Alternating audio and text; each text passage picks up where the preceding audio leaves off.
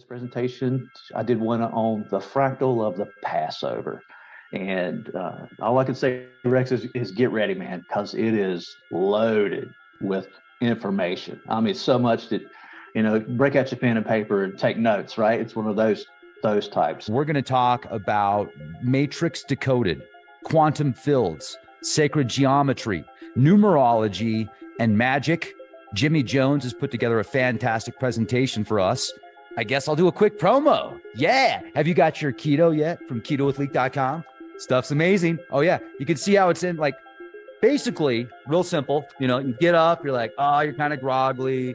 Like, am I going to get a cup of coffee? Am I going to have some tea? What am I going to do?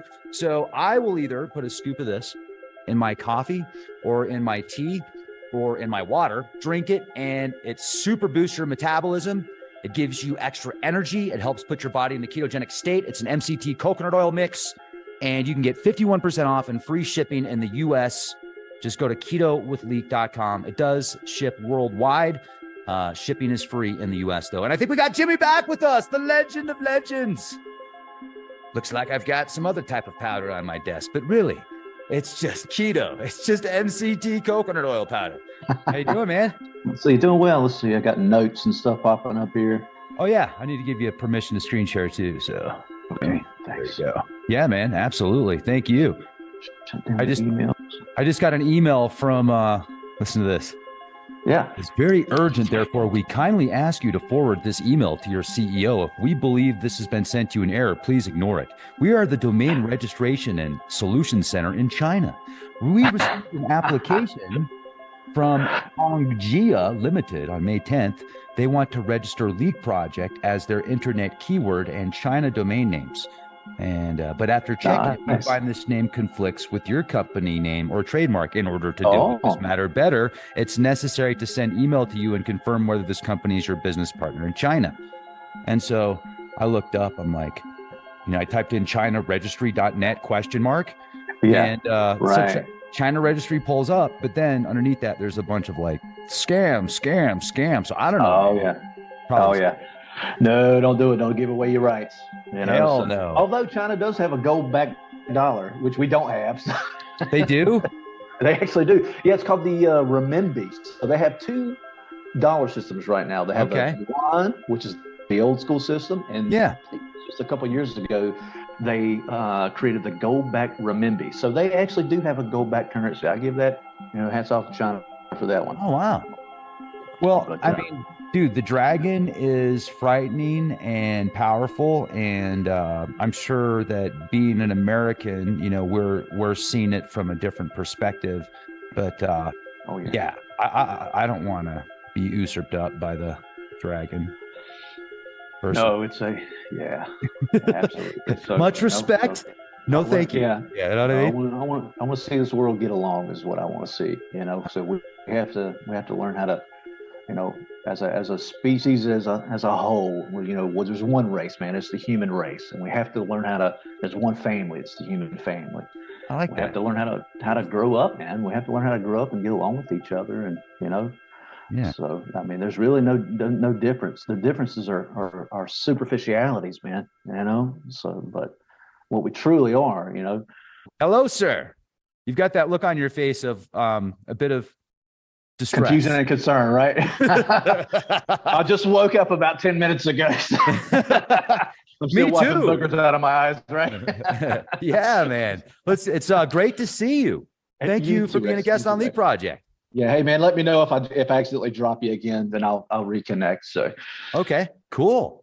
So what have you been up to, man? You're out in DC. Out in DC, hanging out in DC, enjoying the springtime, the beautiful weather. And getting inspired by the stories of spring and the new year coming alive, right? 21 March being the new year, the astronomical new year versus 1 January, and getting inspired to look into the stories and present something to yourself and your audience that I hope inspires you guys as well. So this presentation, I did one on the fractal of the Passover. And all I can say, Rex, is get ready, man, because it is loaded with information. I mean, so much that, break out your pen and paper and take notes, right? It's one of those types. So They always are.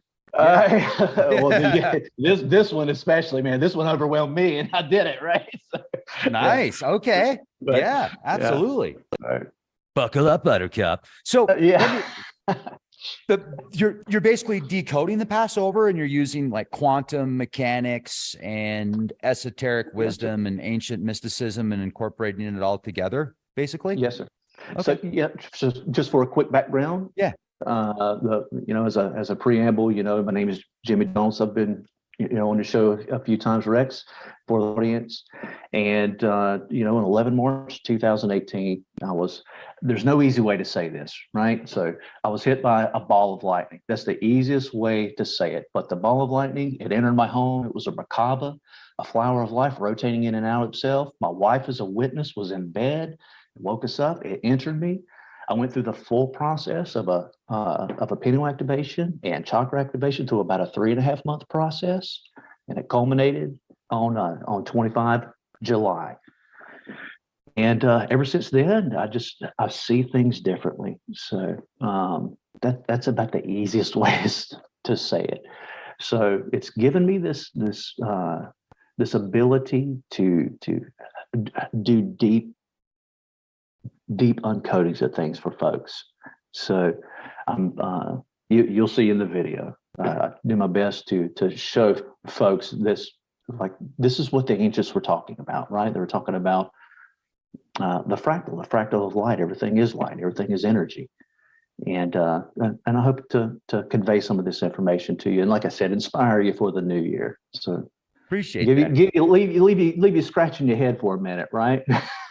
Yeah. Yeah. And for those that haven't seen Jimmy before, we've done several great podcasts. Some of my favorite shows are with Jimmy. You can go back and watch them in the archives. Retired fighter pilot. Is that correct? Or a helicopter pilot? Yeah. Fighter pilot. I wish, right? F-22s. No. So retired helicopter pilot, 20 years service, right? Or even longer. Correct. Yeah. A little over 20. Yeah. Thank you. Yeah. Thanks. Awesome. And you saw a lot of amazing things along the way, I'm sure. And what I think is really cool about this, Jimmy, and I just want to say this real quick, is the fact that, you weren't doing yoga in a monastery for 20 years. Yeah, correct. No, I was doing yoga in here. Just like the ancient texts tell you, Rex. Just like they tell you. They tell you to go within, go into still place. Buddha go real deep in the Buddhist texts go really deep into it. And basically they say, your suffering is self-imposed, man. Go inside yourself, use your mind to balance your heart and solve your problems, solve the mysteries of your heart in very simple terms. And along my road, from cradle until now, I suppose, but throughout my career as well, that's what I've done. I just did it. I just did it as a natural process. I guess I would say I just stumbled upon doing it. It wasn't done in a monastery. I had no training doing it. It was just a natural course in life that led me to solving that mystery, right? And man, from what the ancient texts say, I did exactly what they said, without even knowing it. Did the inner work of man, circled my square, solved the mysteries of my heart, kicked that light on, and a psycho-spiritual process happened along with a physical manifestation of that light. And it's amazing, man. It's amazing, dude. I live in a walking dream every day since 11 March 2018. I live in a walking DMT trip, right? So in a natural process. It's just unbelievable, man. What a wonderful world. What a wonderful life, So, and I hope that other folks can experience that as well. And, I hope this information will help lead people towards solving the mysteries of their own heart, kicking that light on and returning that light back to the Creator, because all glory goes to God, right? Whatever you want to call God, whatever you want to call it, it all goes back to it. It is light. It's 1,000 rays of light, the glory, right? And it all goes back to it, man. So not only do I want you to do it, I want you to do it better, right? So because if you do it better than I did, that ensures that we're growing the most amount of light. I want to be the low man on the totem pole. Truly, I want to be at the bottom because that means that you have done it better, right? And it all goes back to the Creator of the Most High, right? So, Jimmy, let me share something with you. And every time we talk, your energy is just like beaming. It's so cool. I'm showing you this because I wonder if it is similar to what you experienced in shape. So check this out. This is, I've a close friend of mine. He's a Hopi elder, and he's the last of his tribe. Much of his life, most of his life, he's had experiences with the Star People, and this was filmed at his house. And when I saw it, I thought to myself, it reminds me kind of what happened with Jimmy in the sense of the shape. I could be way off here. So let me share this with you real quick. Yeah. Here we go. This is the video. This is the object. Oh, wow. Look at that. Where did it go? Here, let's start over.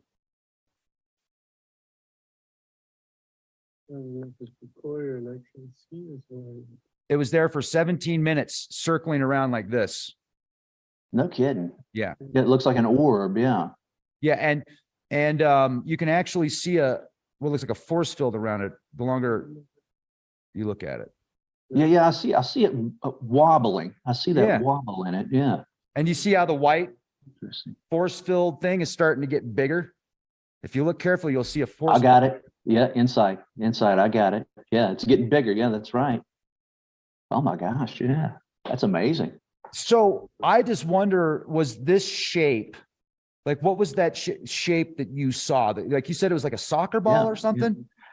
Yeah. I'll try to go through it with you, man. Like like I said, and I apologize to you and audience if I get choked up by calls. Like I said, man, I've done 20 years in the military, and I did 3 years in the Middle East, right, as a combat pilot.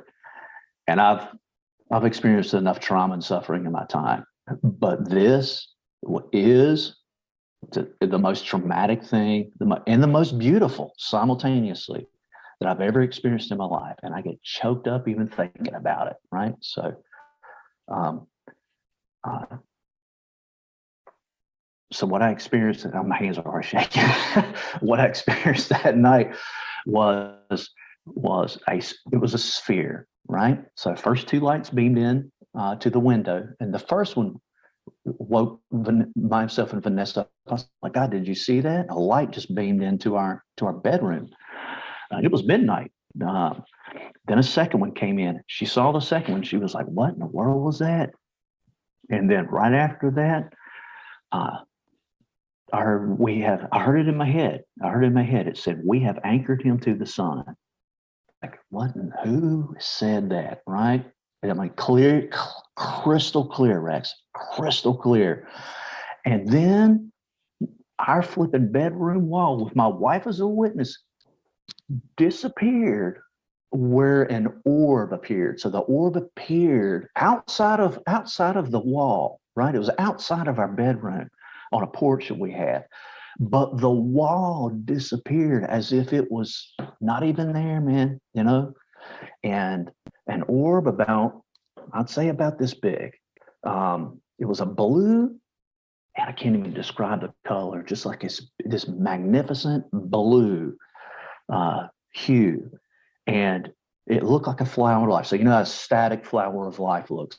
It's got the 19 circles in it, right? 2-dimensional, right? So put that flower of life in an orb, and then take that orb. So that's a basic 3-dimensional sphere now. Take that beautiful blue, radiating, lightning kind of shooting off of it, glowing light, and add, how many dimensions you'd have to add to it. So maybe one. So add the dimension of the outside shell of that flower of life, those circles, rotating and falling into themselves as it was simultaneously climbing out of itself and putting a new shell on. That's what it was. If I could stop it, if I could pause that for somebody and show it to you, the most simple way I can put it is it was a flower of life. That's as best as I can describe it. Yeah, I know. Wow, right? So then the thing started speaking to me. I told you about that in a previous interview. People can go back and look at that one. Gives and after it spoke to me, it merged with me, man. It slowly like walked through my wall to me. It shrank down as it was moving towards me from my wall. Vanessa watching it, my wife watching it, went towards me and disappeared out of moving towards me and shrinking. But simultaneously, I felt it appear in me. It was in my heart. It disappeared out of whatever it was doing and appeared in me. And man, boom, my pineal cracked wide open, man, wide open. And I saw a light in my right and a light in my left eye. I didn't know what was going on. It scared the hell out of me. And it still does to this very day. You can hear it in my voice, And I saw a red light and a blue light come out of nowhere, out of my peripheries of my eyes. And then they merged and formed a purple light. And then they turned into a vesica, and then expanded into a triangle. And then that triangle flipped inside of itself like that, and then turned into a rotating hypercube, man. And I was yelling at Vanessa, and I was butt naked, sitting there butt naked. It's at midnight.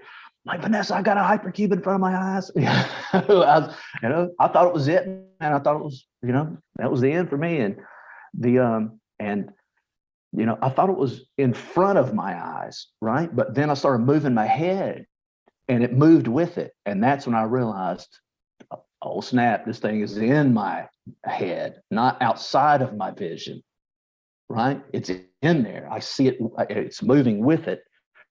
So it did that, and man, the rest is history, right? So it's a long story. And folks, we've went over this. Yeah. I was going to say that you're going to have to go back and watch these previous podcasts. Otherwise, this is going to be 3 hours of intense reliving that Jimmy's already talked about. And I actually, man, your passion is so powerful. And I kind of ask you to do this every time it seems like we talk. And when I first ask it, for a second, I'll forget of how much it impacts you. Then I'm like, wait a second, maybe I shouldn't have done that because it does trigger you and it like takes you back into that state. But I think it's important because there's people that haven't seen you before. And there's people that aren't going to take the time to go back and watch these podcasts unless they see how intense it really is. So thank you. And I apologize at the same time because it does overwhelm you. And wow, I can feel it, man. Yeah. I can feel it. No apology necessary, Rex. No, I think that, I was just going to keep it to myself, man. I mean, like I said, who do I tell, man? I watched a retiree that wants to live a peaceful life, right? And enjoy my wife and my dogs, my kids, and, live a normal life. But this was so amazing, Rex. It was so amazing. And what it's left me with is so amazing that I'm compelled to share it with you. And I'm compelled, and I'm talking to the audience, I'm compelled to share it with you because I know what it is. I know what it is. It took me the whole process to solve what it was. I mean, I was going out of my mind. I can't tell you, Rex, I can't tell you how many times during that 3.5 months, I looked into my bathroom mirror and said to myself, did I just crack, right? Did I just go nuts? Did I just crack? No, because crazy people don't know that they're crazy. So what just happened? Just trying to, while my mind is wide open and I still have a hypercube floating in front of my eyes and this voice walking with me, man, walking with me and talking with me, and experiencing that it was so amazing, and it's still amazing. But after that process of 3.5 months, like I said, it culminated on 25 July. Last chakra opened on 25 July 2018. And after that process, that day, I'll let you go back and watch the video, the details. It was after that it waned. It slowly waned. And put me as close to a state of normalcy I could possibly be, I suppose, so I can, function on this earth. But I still see it, man. I still see it in everything and in everyone. And it's almost like I have a heart connection with everyone and everything. It hurts me to see people doing wicked things and, being wicked. And simultaneously, man, I mean, I could want somebody to do a good deed, and man, my heart just swells with this. It left me completely sensitive, right? Completely sensitive, and this is coming from a combat pilot, man, Yeah. Whoa, I'm glitching out. Hey, buddy. Yeah, I see. I got two of you, brother. Matrix. As I'm talking about. Whoa. This hasn't happened in a long time. Look at me. I'm dancing over there. I'm going to have to turn this. Looks like I'm glitching there. What the heck?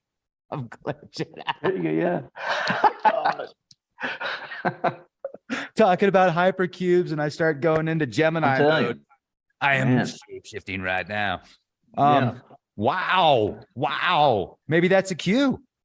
It might be. I try to tell myself, I mean, weird, strange things like that happen all the time. You can go back and look at our videos. You can see like little orbs and things. It may be the energy, man. Maybe, like I said, everything is light, dude. That's the fundamental knowledge that it left me with. We live in the Maya, the illusion. The ancients told us, what is that made out of? Well, it's made out of ether. What is ether? Ether is light. I did a video on the ether a while back and explained it. But I mean, truly, man, it is light. God is light. God is light. It is that light. And as strange as it seems, because we live in a reality. Are you there? I am. I'm trying to plug in my camera to see if Max Headroom disappears or comes back. Yeah, right. Yeah, that was a great show, by the way. I remember that one. Yeah, one of the best. Yeah. That was an eye opener for the computer age, right? But where was we going with that thought? Yeah, we live in a reality, man, but it's the only reality we know. It's the hard reality, right? But underneath it all, I mean, science proves it. You look into a microscope, and adventures of microscopes, electron microscope, going down, past the atom, past the cell, past the DNA, past the atom, going down. I mean, there's no solidity, man. There's really no solidity. Back to the universe. So it's like, wow. So maybe the Big Bang is just the breath of divine providence, like one single. Well, that's what inhale, and then an exhale. That's what you just got it, man. You got it. You nailed it on the head. I mean, that's what the ancients say. That's what if you look at the Hindu text, they say Brahma is the breath, right? The breath of Brahma, right? The ancient. If you look at the Jewish scriptures, they tell you everything's the breath of God, the breath of life, right? Even the name Yahweh. A lot of people don't know this. It was.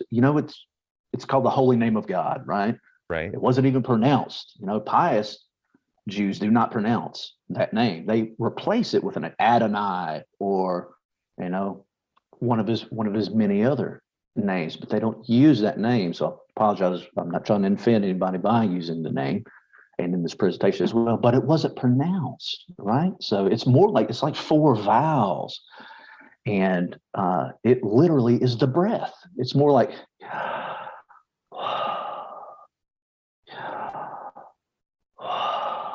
right? Yahweh, the breath of life, the breath itself, right? That inhale, exhale, the secret's in the breath, right? So we can go on and on just on that one thing. But in the beginning was the beginning, man. Word. The word is a sound. The sound is a frequency. The frequency is music. We're in a orchestra of celestial notes.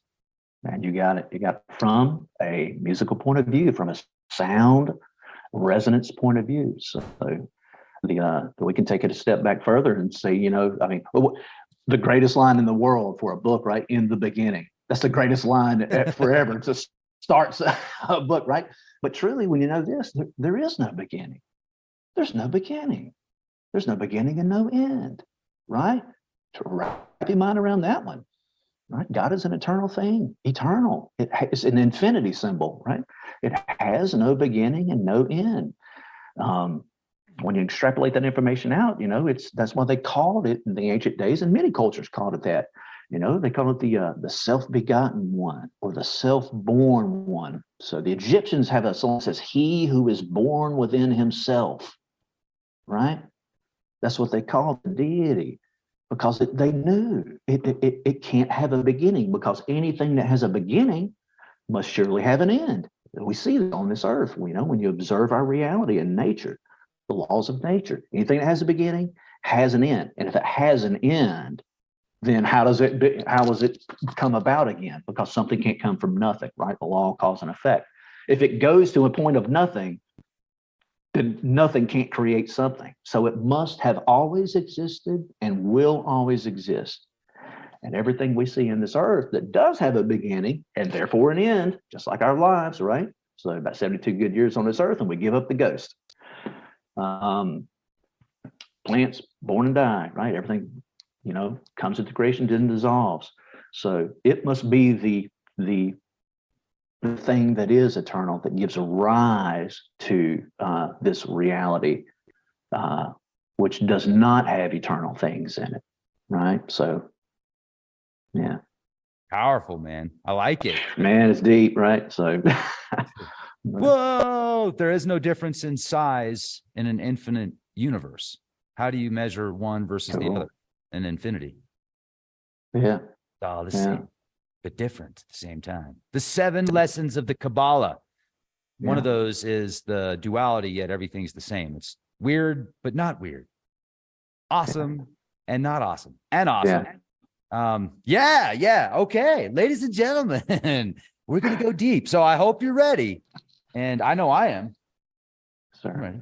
I think we got deep when we first started, though. Like this is. Man, we hit the ground running from day one. We did. So there's no doubt. I better stretch my legs, right? Yes, sir. Nice. Keep up with you.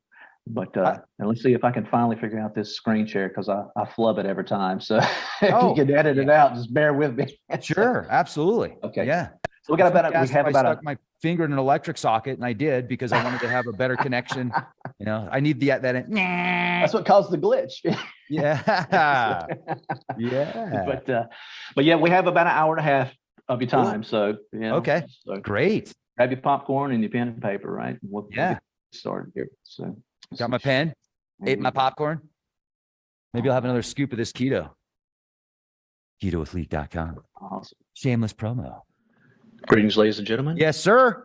We need to embark on a deep exploration into the Jewish Passover and solve many mysteries along the way, to include the manna from heaven. Please note, I fully realize that these metaphysical viewpoints may seem to go against the common understanding of a traditionalist. However, instead of detracting from the traditional viewpoint, my intent is that these metaphysical points of view complement the foundation of tradition. In other words, I'm not on some foolish quest to tear down someone's religion. Rather, I prefer to build it up and strengthen it with knowledge and insight. Now, some of you may have never read the biblical passages in regard to Exodus, and in particular about the mysterious sustenance called manna. So feel free to pause these next few slides and read the excerpts from Exodus chapter 16, verses 1 through 36.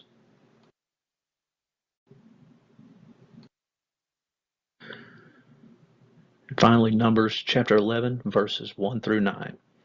These are the passages directly related to manna. Now, on the right, I have summarized the key components of the story, which we'll go over in depth.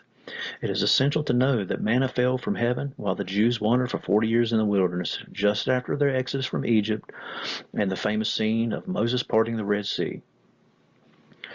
Now, Jewish scripture tells us that the Exodus took place on the 15th of the first month of the Jewish religious year, which is 15 Nisan, or 15 April, which traditionally means first fruits. It is important to note that prior to Babylonian captivity, this month was called Aviv, which traditionally means barley ripening, but literally translates as Father 12. So in order to understand why, you have to know a little about astronomy and the celestial cycles. So just like many other ancient cultures, the Hebrew calendar is a lunisolar calendar, which have additional intercalation rules due to the phases of the moon. For example, every third year is called an embolismic year, where a 13th month, called a leap month, is intercalated to keep this type of calendar on track with the solar year. Passover has a primary fixed date of 15 Nisan, or 15 April, but also has a flexible date range due to the 19-year lunar cycle called the Metonic cycle. This means that Passover can range over the lunar cycle anywhere from 23 March up to 25 April. However, the primary Passover date is pinned to 15 Nisan, which acts as the fulcrum or balancing point of the cycle. Furthermore, there are additional agricultural nuances, such as the observance that the Passover doesn't officially begin until the barley ripens, and various other phenomena. If the barley isn't ripe, a 13th intercalated month is added, and due to the nature of this sort of time reckoning, sometimes this intercalary month, called Adar, will be condensed into a period of just one day prior to 15 Nisan. So the question arises, why is 15 April considered Passover? And the answer is found within the sidereal celestial chart called the solar analemma. The solar analemma is a celestial cycle that tracks the annual path of the sun, and you can find this imprinted on any globe. What this chart depicts is a reconciliation of two different ways to track solar time, those being the apparent solar time and the mean solar time. The mathematical formula used for this reconciliation is called the equation of time. Now, the shape of the analemma is due to the eccentricity and obliquity of the Earth, which results in the figure 8 shape. This is particularly important to remember, as the number 8 is metaphysically correlated with the sun. In other words, the sun equals the number 8. Now, the significance of the sun and its numerical equivalent of 8 can be found all over Jewish teachings. We have the 8 days of the Passover festival. We also have the 8 days of the Feast of Tabernacles, which honors the Israelites' 40-year wandering through the wilderness, with the 8th and final day being known as the Day of the Great Feast. And while the second month of the Jewish religious calendar is when the Israelites entered the wilderness, this month is also the 8th month of the civil calendar.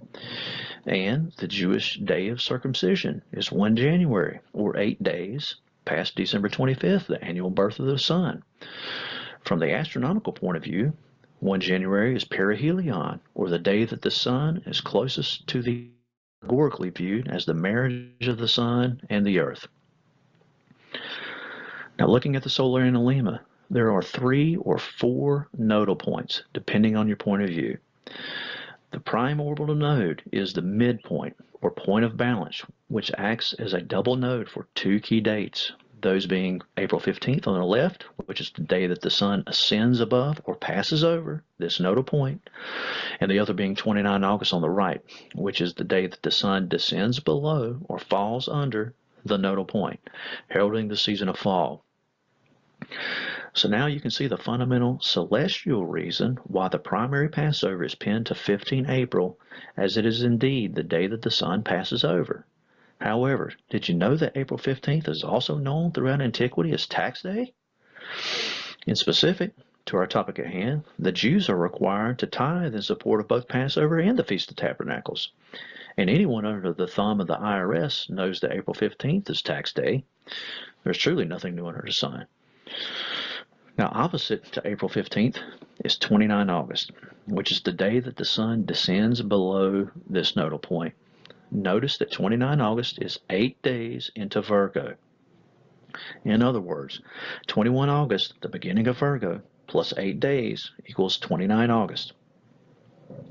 And Christians, this is undoubtedly the celestial fractal of the Virgin Mary, pregnant with God's Son, and to which she gave birth while Jesus' foster father, Joseph, was away, wait for it, paying taxes. Or how about Hare Krishna, who is the 8th avatar of Lord Vishnu? His birthday is also celebrated on the 8th day of the Hindu month, Bhadrapada, which is August. Did you know that Krishna's foster father, Nanda, was also away paying taxes? Or did you know that 29 August is the official birthday of the god Thoth? Or that 29 August is the day that Jesus began his ministry, or the 29 August marks the beheading of John the Baptist, or the 29 August marks the sunset beheading of Jayadratha on the 14th day of the Kurukshetra War, where Arjuna beheaded him and then shot him in the head with an arrow, or the 29 August falls within the first month of the Islamic New Year, and specifically on 29 August 2020, the Sunni Muslims commemorated Ashura, which marks the parting of the Red Sea by Moses, or the 29 August 2020, the Shia Muslims commemorated the death of Hussein ibn Ali, a grandson of Muhammad, peace be upon him, who was beheaded during the Battle of Karbala, or the 29 August fits the astrotheological scene where Artemis, the virgin moon goddess, accidentally shoots Orion in the head while he's swimming in the ocean, or the 29 August is named Arcadius in the Greek Orthodox Church, which is named after Arcas, who was Arcadius' greatest hunter, whereupon he went into the wilderness and accidentally shot his mother with an arrow, or that he himself was born from Zeus, who was disguised as Artemis. Or that 29 August is the birth of the Mayan fifth sun, or that 28 August was a sacrificial day to Sol and Luna on the Roman ritual calendar, or that 29 August or 1 Thoth is the beginning of the Coptic New Year, or that 29 August is the Feast of Job, or that 29 August 516 BC God told Zerubbabel to rebuild the temple, or that 29 August 70 AD marks the destruction of the Second Temple of Jerusalem, or that 29 August 2018 the unblemished red heifer was born in Jerusalem, happy birthday red cow, or that 29 August 2021 marked the Buddhist festival which commemorates the ancestors, or that 29 August is a general date for the Buddhist honeymoon festival that commemorates the occasion where Buddha retreated into the wilderness. And the list continues. And we haven't even discussed the other two nodes on the solar analemma, which are the summer and winter solstices respectively. And you may notice that this makes a cross. So now that you have a decent education on the solar analemma, let's close out this slide by redirecting our thoughts back to the significance of 15 April, which is the day the sun passes over the central orbital node and marks the Jewish festival. Now you just received a fair amount of knowledge about the sun, so now we're going to switch from the solar point of view to a lunar point of view. However, I'm going to overlay this lunar information on the tropical astrological calendar, also known as the standard zodiac wheel. In other words, I'm going to use another solar wheel as a visual, but this time I'm going to primarily discuss the moon. So let's orient ourselves. Our first overlay is highlighted in blue, which depicts the period of time that the sun traverses on the solar analemma from the central orbital node. Next, we'll depict the vernal equinox in red and the autumnal equinox in blue, which is the time period when the sun ascends above and then descends below the equator, with the equatorial lines marking the technical beginning of spring at the beginning of Aries and autumn at the beginning of Libra, respectively. Next, draw the solstitial line from north to south in purple. This line marks the summer solstice above at the beginning of Cancer and the winter solstice below at the beginning of Capricorn. You can think of this line as the rest line, as this is when the soul is still, hence solstice.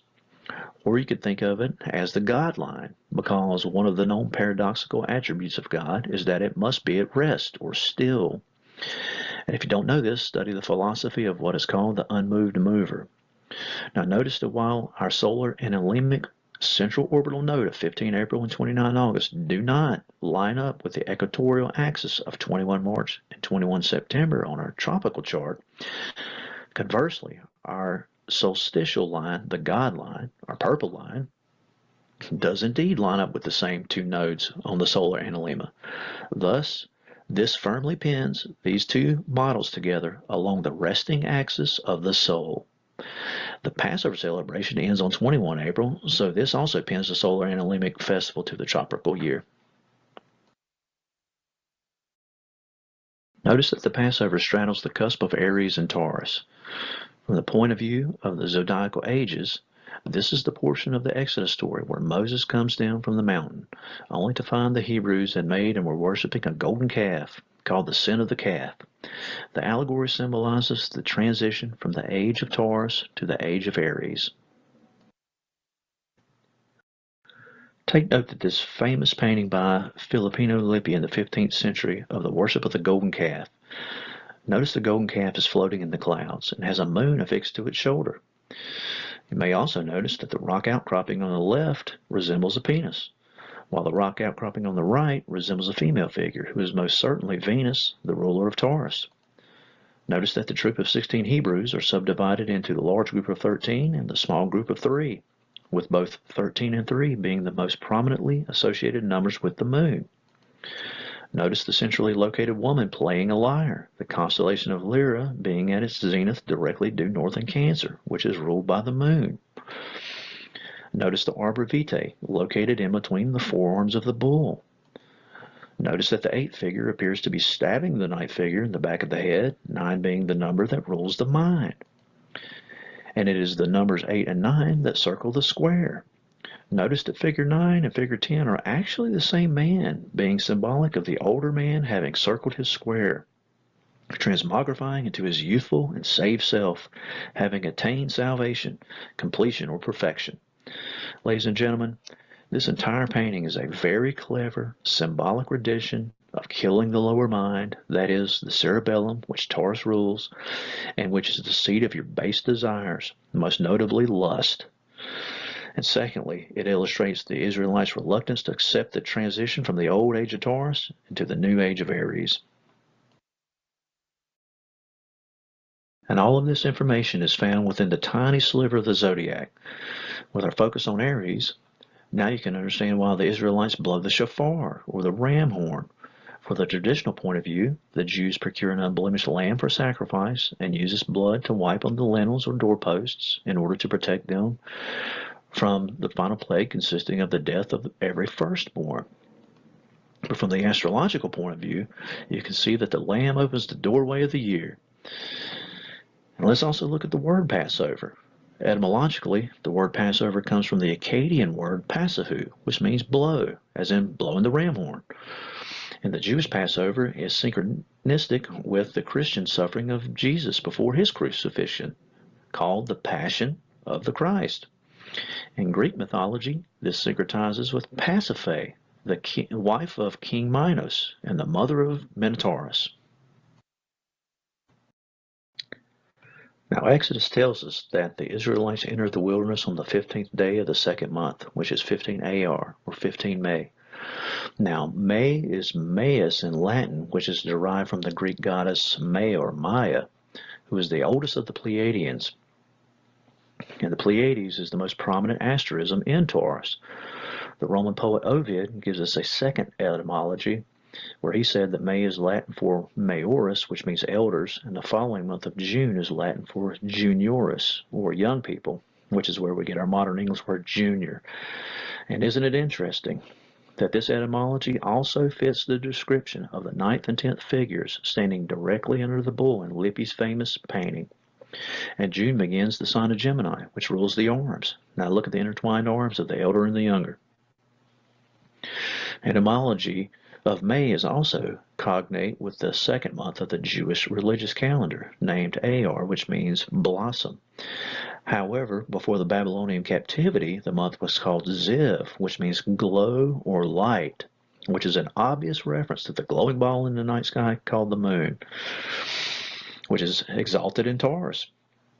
Now, 15 May is the exact date the Hebrews entered the wilderness of Sin, and Sin is the Babylonian moon god. In Christianity, this became the concept of sin. In fact, Passover is celebrated on the first full moon after the vernal equinox, which means that the Hebrews entered the wilderness of Sin on the 2nd full moon. And the book of Numbers even tells us that the specific sin of the mixed multitude was falling into lust. And what did the children of Israel complain about? If you guessed that they complained about being hungry, you guessed wrong. Go back and read the story. Even though it alludes to physical hunger, the actual complaint by the children of Israel was that their souls had dried away. This is because spiritual books teach you about spiritual things, and the type of hunger they were complaining about was spiritual hunger. Now, Taurus is exalted by the moon, but it is ruled by Venus. These astronomical planetary placements are in perfect correlation with the spring season. For example, Venus is the goddess of beauty, sex, fertility, and love, and is often confused a negative polarized version called lust. Doesn't it make sense, as the springtime brings life back to the world in the form of a yearly world orgasm? The birds and the bees, and the flowers and the trees, everything blossoms to life in the springtime, and the moon plays a prominent role. It has long been known that the cycles of the moon affect plant growth.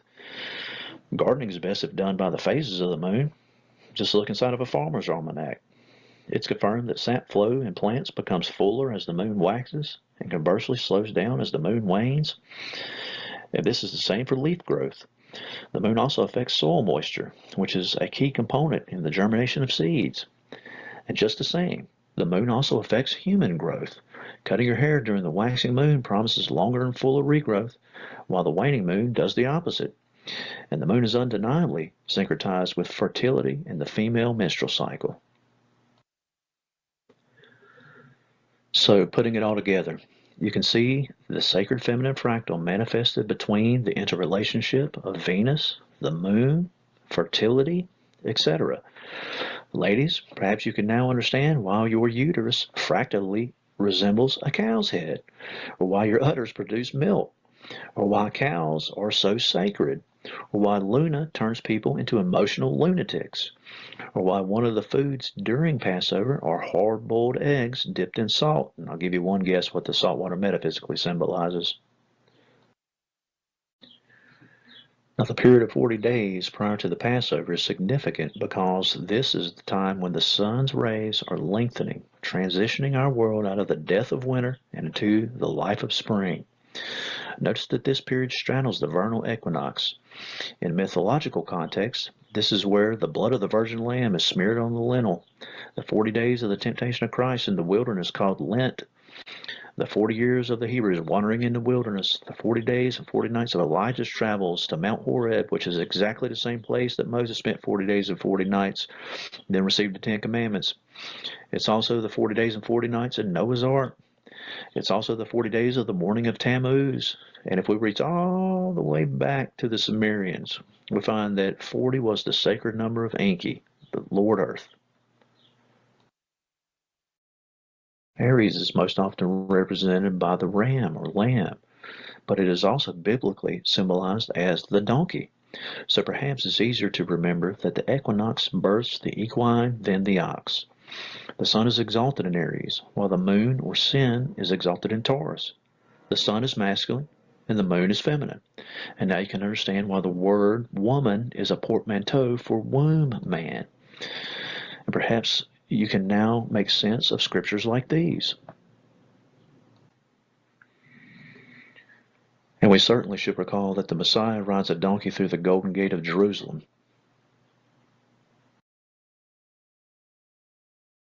Now, Pisces and its opposition Virgo features as a prominent component of these stories, as Pisces houses the constellation Columba, the dove, while Virgo houses Corvus, the raven. And the scriptures tell us that Elijah was fed by ravens and the Hebrews were fed by quail. And God told Abraham to sacrifice both a ram and a dove, among other things. And the scriptures also tell us that Noah released the raven and the dove. If we go all the way back to the Sumerians, we find that Enki tells the boatman Utnapishtim to release a raven and a dove in order to find dry land. And in Christianity, the dove is one of the most sacred images, as it directly symbolizes both peace and the Holy Spirit. And we can easily see that from the seasonal point of view, the white dove symbolizes ascending above the vernal equinox, bringing us the life of spring, while the black raven descends below the autumnal equinox, falling through autumn and into the cold, deadly embrace of winter. Pisces also features the constellation of Pegasus, which houses the field of Pegasus, also called the Great Square of Pegasus. In Greek mythology, Poseidon, who rejoices in Pisces, sired Pegasus and his brother Chrysaor, whose name literally means Christ's sword, or the golden sword. And you can be certain that this celestial sword in the sky is the exact same magical sword that all our Savior figures wield, because this sword tells us when the knowledge returns. And in Jewish literature, this is the sword and field of Amalek and Ephron's field that Abraham purchased. So we've talked about the East and the fast. Now we'll discuss the feast. But first, the yeast. By now you should understand that at the core of it all, the Passover is a lunar fertility ritual in celebration of the divine feminine. And as such, we don't want our ladies out of balance. In other words, no yeast, especially during the season of procreation. Now, Venus rules Friday, and on this day, Jewish women light 2 candles, cover their 2 eyes, and recite a prayer 18 minutes before sunset, symbolic of the 18 minutes it takes for leaven to rise. It's also worthy to note that if a situation arises where it is necessary for a man to light a candle, he must light it without a woman in the household. Jews then began the ritual of meticulously searching out and removing all leavened products from the home by candlelight. On the first night of Passover, Jews are obligated to eat meor, which is a plate of 5 bitter herbs, consisting of, among other things, bitter lettuce, the salt dip egg, and the onion. Now, from the traditional point of view, meor symbolizes the bitterness of enslavement in Egypt. However, from the celestial, agricultural, and ritual points of view, you can also clearly see that these food items are fractals of the moon. Notice that the 18th tarot card is the moon. In Truth of the Feminine Fractal, we also find fractals of Venus within the ritual fertility feast. Venus is known as the pearl, and her symbol is the mirror. The essence of this etymological fractal is found in the Kemetic mur, which means pyramid, the Semitic murur or mirror, and myrrh, which among other things is an aphrodisiac. The Mishnah even specifies 5 types of bitter herbs to be placed on the Seder plate. And 5 is the sacred number of Venus. Her stellar conjunctions form the celestial pentagram, which is all about balance because it is nature's shape that produces optimal torque. This is why most flowers have 5 petals, while the best balanced ceiling fans have 5 blades, and even why most cars have wheels with 5 lug nuts. Even the optimal way to tighten the lug nuts is in a pentagonal pattern. Now, the most important and mystical food in the Passover story is manna, also called the bread from heaven. In fact, it is so mysterious that even the etymology of the word manna is traditionally and mystically said to have derived from the question manhu, which in Semitic means what is it? Now, the book of Exodus never conclusively identifies manna. However, it does give us many allegorical descriptives which we will discuss at length. But in general, the scriptures say that the dew lay around the host, and when the dew was gone, behold, small round things lay upon the face of the wilderness, to which the children of Israel called manna, for they knew not what it was, and Moses called it the bread from which God has given you to eat. So what is it?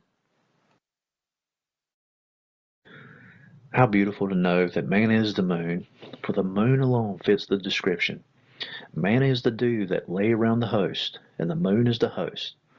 When the dew fell at night, the manna fell upon it, and true to form, the moon reflects within each and every dewdrop. Ladies and gentlemen, this is a very subtle, metaphorical masterpiece about attaining illumination through your own self-reflection. Zen Master Dogen said it this way: a drop of water can reflect the whole sky. And how apropos that the Fractal planted it in his book titled Moon in a Dewdrop. And if you don't understand this, perhaps I can rephrase it for you and say, there is but one moon in many drops. And if you're still lost in the wilderness of your mind, perhaps I can be clearer when I say, there is one universal mind that is reflected within all of your minds. And from the planetary point of view, it is the moon that rules the mind. For the modern hermetic on the quest to become a mind-born son, your scriptures say it this way. And here's God dispensing the manna. Notice that cowhead Moses has blue hair from which protrudes 2 bovine horns. Notice Columba in the form of the quail for your consumption. So go have a big old delicious bowl of self-reflecting moonball soup, compliments of God, because that's exactly what it is, a symbolic bowl of manna, a reflection of the moon, and a reminder for your mind and for you to mind your mind. So now that we know it's the moon, this takes care of the top 3 descriptors and partially solves the 4th. Because if you guessed that the morning is ruled by the moon, you'd be correct, as the morning begins at midnight. Now, 9th and 10th from the top, we note that manna is not the coriander seed, but rather it is like the coriander seed. So what does a coriander seed look like? Well, it looks like a tiny onion. So we'll add that to our ingredients. But take note, this is only a superficial solution because this fractal goes much deeper. So for now, we'll call these two partially solved. And in regard to the 10th, we'll note that Arabic bdellium is a whitish color, and so is the moon, or an onion, or a pearl. So we'll call the 10th 2/3 of the way solved, because the fractal of bdellium goes deeper as well. So for now, let's take a pause on these and solve the remainder of these mysterious passages for you. The first thing to notice is that the moon is exalted in Taurus. However, the moon rules Cancer, which begins on the summer solstice at the noon position. Now the next sign is Leo, and it is ruled by the sun at the 2 o'clock position, or high noon. And this corresponds with Exodus 16:21 that says manna melted when the sun waxed hot, and bdellium does as well. And the sixth sign is Virgo, which is the house of bread. And in accordance with Exodus 16:22, the Israelites gathered 2 portions of manna on this day in preparation for the coming Sabbath. And if you think that's amazing, how does it feel to know that overall these passages are describing your pineal activation? In Scripture, oil and honey are always allude to a pineal activation. Do you know that your pineal is wrapped in a honeycomb-like or wafered structure that secretes oil, anointing your pineal? In Hinduism, this oil or honey is called the nectar of immortality, and the Greeks knew it as ambrosia and manna juice, the immortal food or drink of the gods. For these reasons and more, biblical Scripture tells you that the man that gathered much had nothing over, and he that gathered little had no lack. In other words, you'll always have the perfect amount. Tell me, what are the chances that these passages rest in Exodus 16:18, which is a fractal of the golden ratio or the perfect proportion? And for further understanding, read the Gospel of Philip. It tells you directly that the oil is the chrism, that chrism is the light, that resurrection comes from the chrism, that you receive the Trinity in the chrism, and that when you do, you are no longer a Christian, you are Christ. And this sacred marriage is very often set within the allegorical framework of the bridegroom and the mirrored bedchamber. Have you ever heard of the fertility ritual called a honeymoon?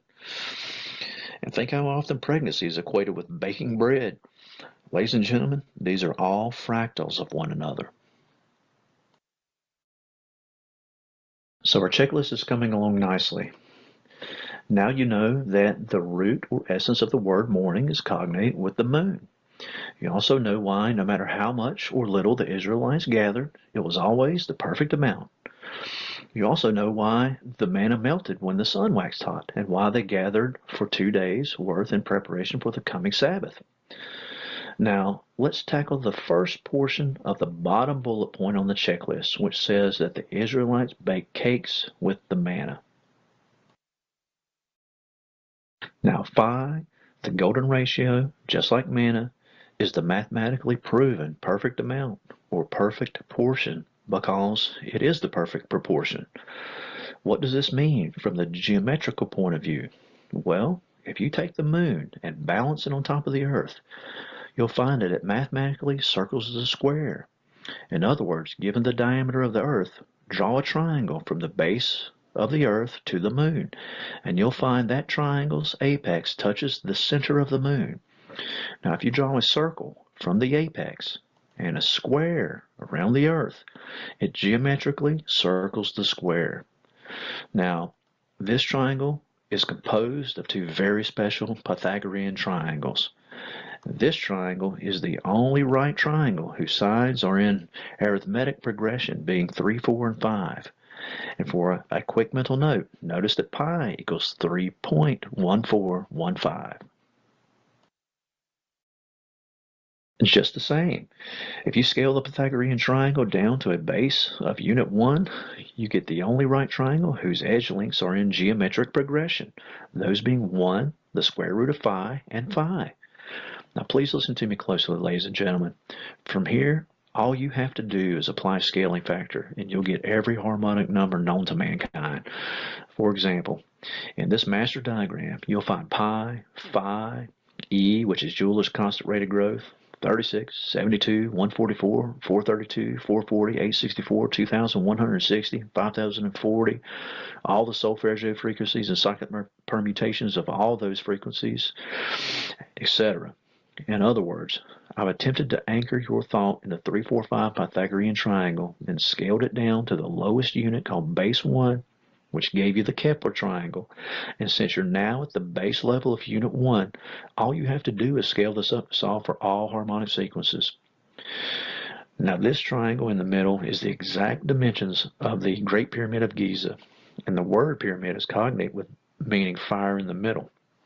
However, the pyramid's name etymologically comes from the Greek word pyramis, which means wheat cake, which is a clever double entendre referring to sacred cakes that were baked into the pyramidal shape. These cakes were holy offerings and were of central importance during ritual feasts, especially the New Year feast, because cakes and various other baked goods would be decorated with inscriptions and spells. Round cakes were decorated with lines to resemble the rays of the sun. Women made cakes as an offering to the temple priests who guarded the Great Pyramid, and this ancient ritual survives to this very day among the diaspora of Egyptian-influenced Middle Eastern cultures. For example, cakes are one of the most important features of the Eid al-Fitr, which is the sunset feast marking the end of Ramadan. So to close this thought, you can now clearly see the allegorical symbolism in the Jewish story of the Passover. The cake is symbolic of a pyramid, which in turn is symbolic of your pineal, and both the honey and fresh oil are symbolic of the flowing chrism, which culminates in a pineal activation and true salvation. At this point, ladies and gentlemen, my mind falls into an eternity, so I'll keep this section short and give you a few observations to get you started. Notice that the moon's diameter is 2,160 miles, while the zodiacal age, or aeon, is 2,160 years. Notice that pi sits directly due west, by halfway around the zodiac, which is exactly where the sun sets. And this is in perfect complement to a Bible verse I read once upon a time. And many people don't understand how pi and phi are related. So here's a logarithmic equation showing not only the pi and phi relationship, but also the mirroring inverse relationship of 2 and 5. And if you wish to view a really clean version, convert it into a trigonomic function and you get this nice clean formula. And for a super clean equation, convert it into this fourfold formula.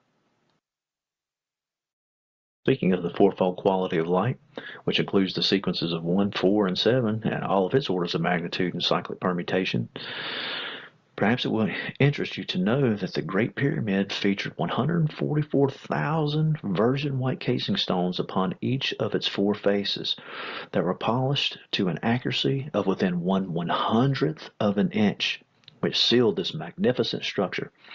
This also reminds me of a few Bible verses I read once upon a time.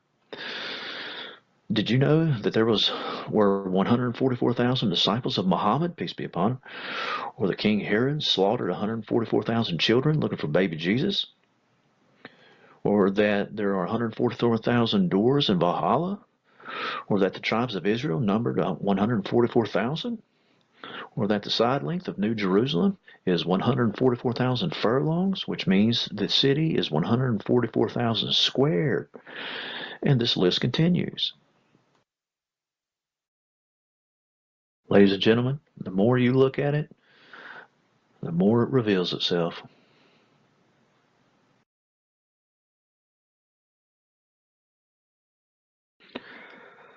Why is all of this important? It is important because it holds the immutable proof of the invisible hand of God. It mathematically proves that even though on the practical level of your everyday common experience, on the surface of reality, if you apply your mind and cultivate a keen eye and astute observation for the subtleties within nature, you'll find that on every scale, from flowers to the human anatomy to the universe itself, everything is in divine proportion. And since everything is in proportion, everything is in harmony and balance. And since everything is in harmony, balance, and proportion, Everything conclusively has a common thread, and that common thread tells us that everything must be a fractal of everything else. The astute observation of this as above, so below ratio was called logos by the ancient Greeks, and logoi, or Mercury, was its personification. Ladies and gentlemen, this answers why all sacred sites around the world, throughout the entirety of human history, are built on some harmonic node or sacred geographic feature. This is why all sacred sites are built using harmonic measurements. This is why all sacred sites are aligned within the divine order of the universe. Our ancestors left us the subtle yet immutable proof of God right in front of our eyes. We've just been blinded by the illusion of mundane experience, base knowledge with no wisdom, all used by selfish and superficial mental midgets attempting to drag you down to their own mundane level and desperately convince you that all there is to this world is random chaos and chance, brought about by nothing more than lifeless and cold chemical processes, which serve as a foundation for nothing more to be desired than superficial pleasures, and with no hope of anything more than to satisfy these base desires through quick dopamine hit concepts like consumerism and instant gratification. Your sleeping minds have been captured by a corporate paradigm designed to rip your faith away from God and put it squarely in the lap of the state. In other words, you've been bamboozled. Time to wake up. Listen to me. This one slide sequence proves that there is a divine order in everything, and order implies immutable universal laws that no matter how much lesser men attempt to refute or so desperately break, they are inextricably bound by these same laws. So the question is not if there is order, but who or what ordered it. The question is not if there are known and observable universal laws, but who or what created those observable, testable, and repeatable laws. The question is not if God is, but rather what God is. And it is light. And I'm here to show it to you. Ladies and gentlemen, don't be fooled by the illusion of the world. You just had a lesson in Metaphysical Banking 101, and we baked a beautiful cake together. So we'll give this bullet point a green light. So at this time, let's go back to our ingredients and continue our fractal exploration of coriander. Now starting from the bottom, our modern English word coriander etymologically comes from the French coriandre, which is from the Latin coriandrum, which derives from the ancient Greek korianon and also koriandron, which further comes from Mycenaean Greek word koriadana, which is constructed as korianon and which is cognate with Ariande and her Roman equivalent Ariana.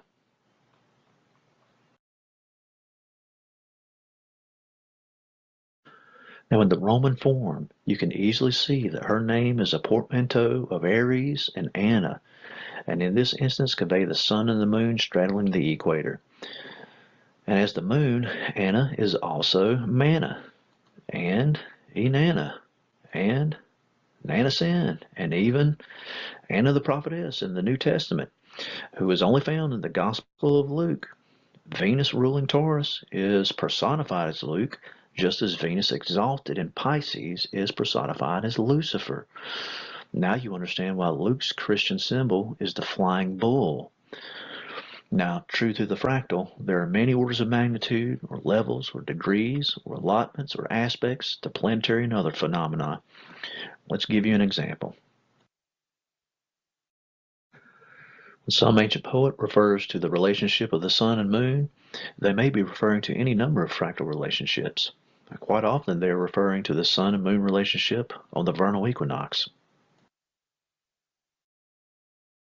Or they may be referring to this sun-moon exaltation relationship, the sun being exalted in Aries and the moon being exalted in Taurus. Or they may be referring to their rulership relationship, the sun ruling Leo and the moon ruling Cancer. Or they may be referring to their equatorial relationship on the autumnal equinox. Or they may be referring to their overall diurnal relationship of the sun ruling the day and the moon ruling the night. And many times they'll be referring to any combination of these aspects within a single story.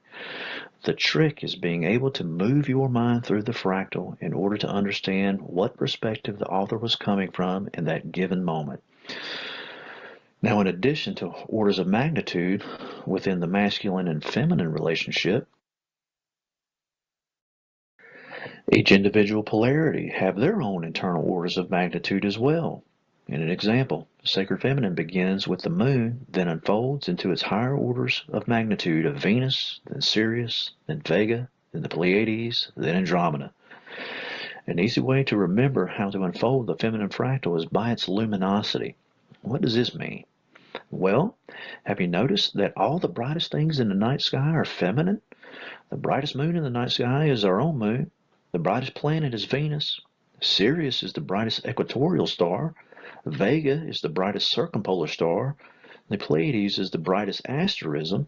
And Andromeda is the brightest galaxy.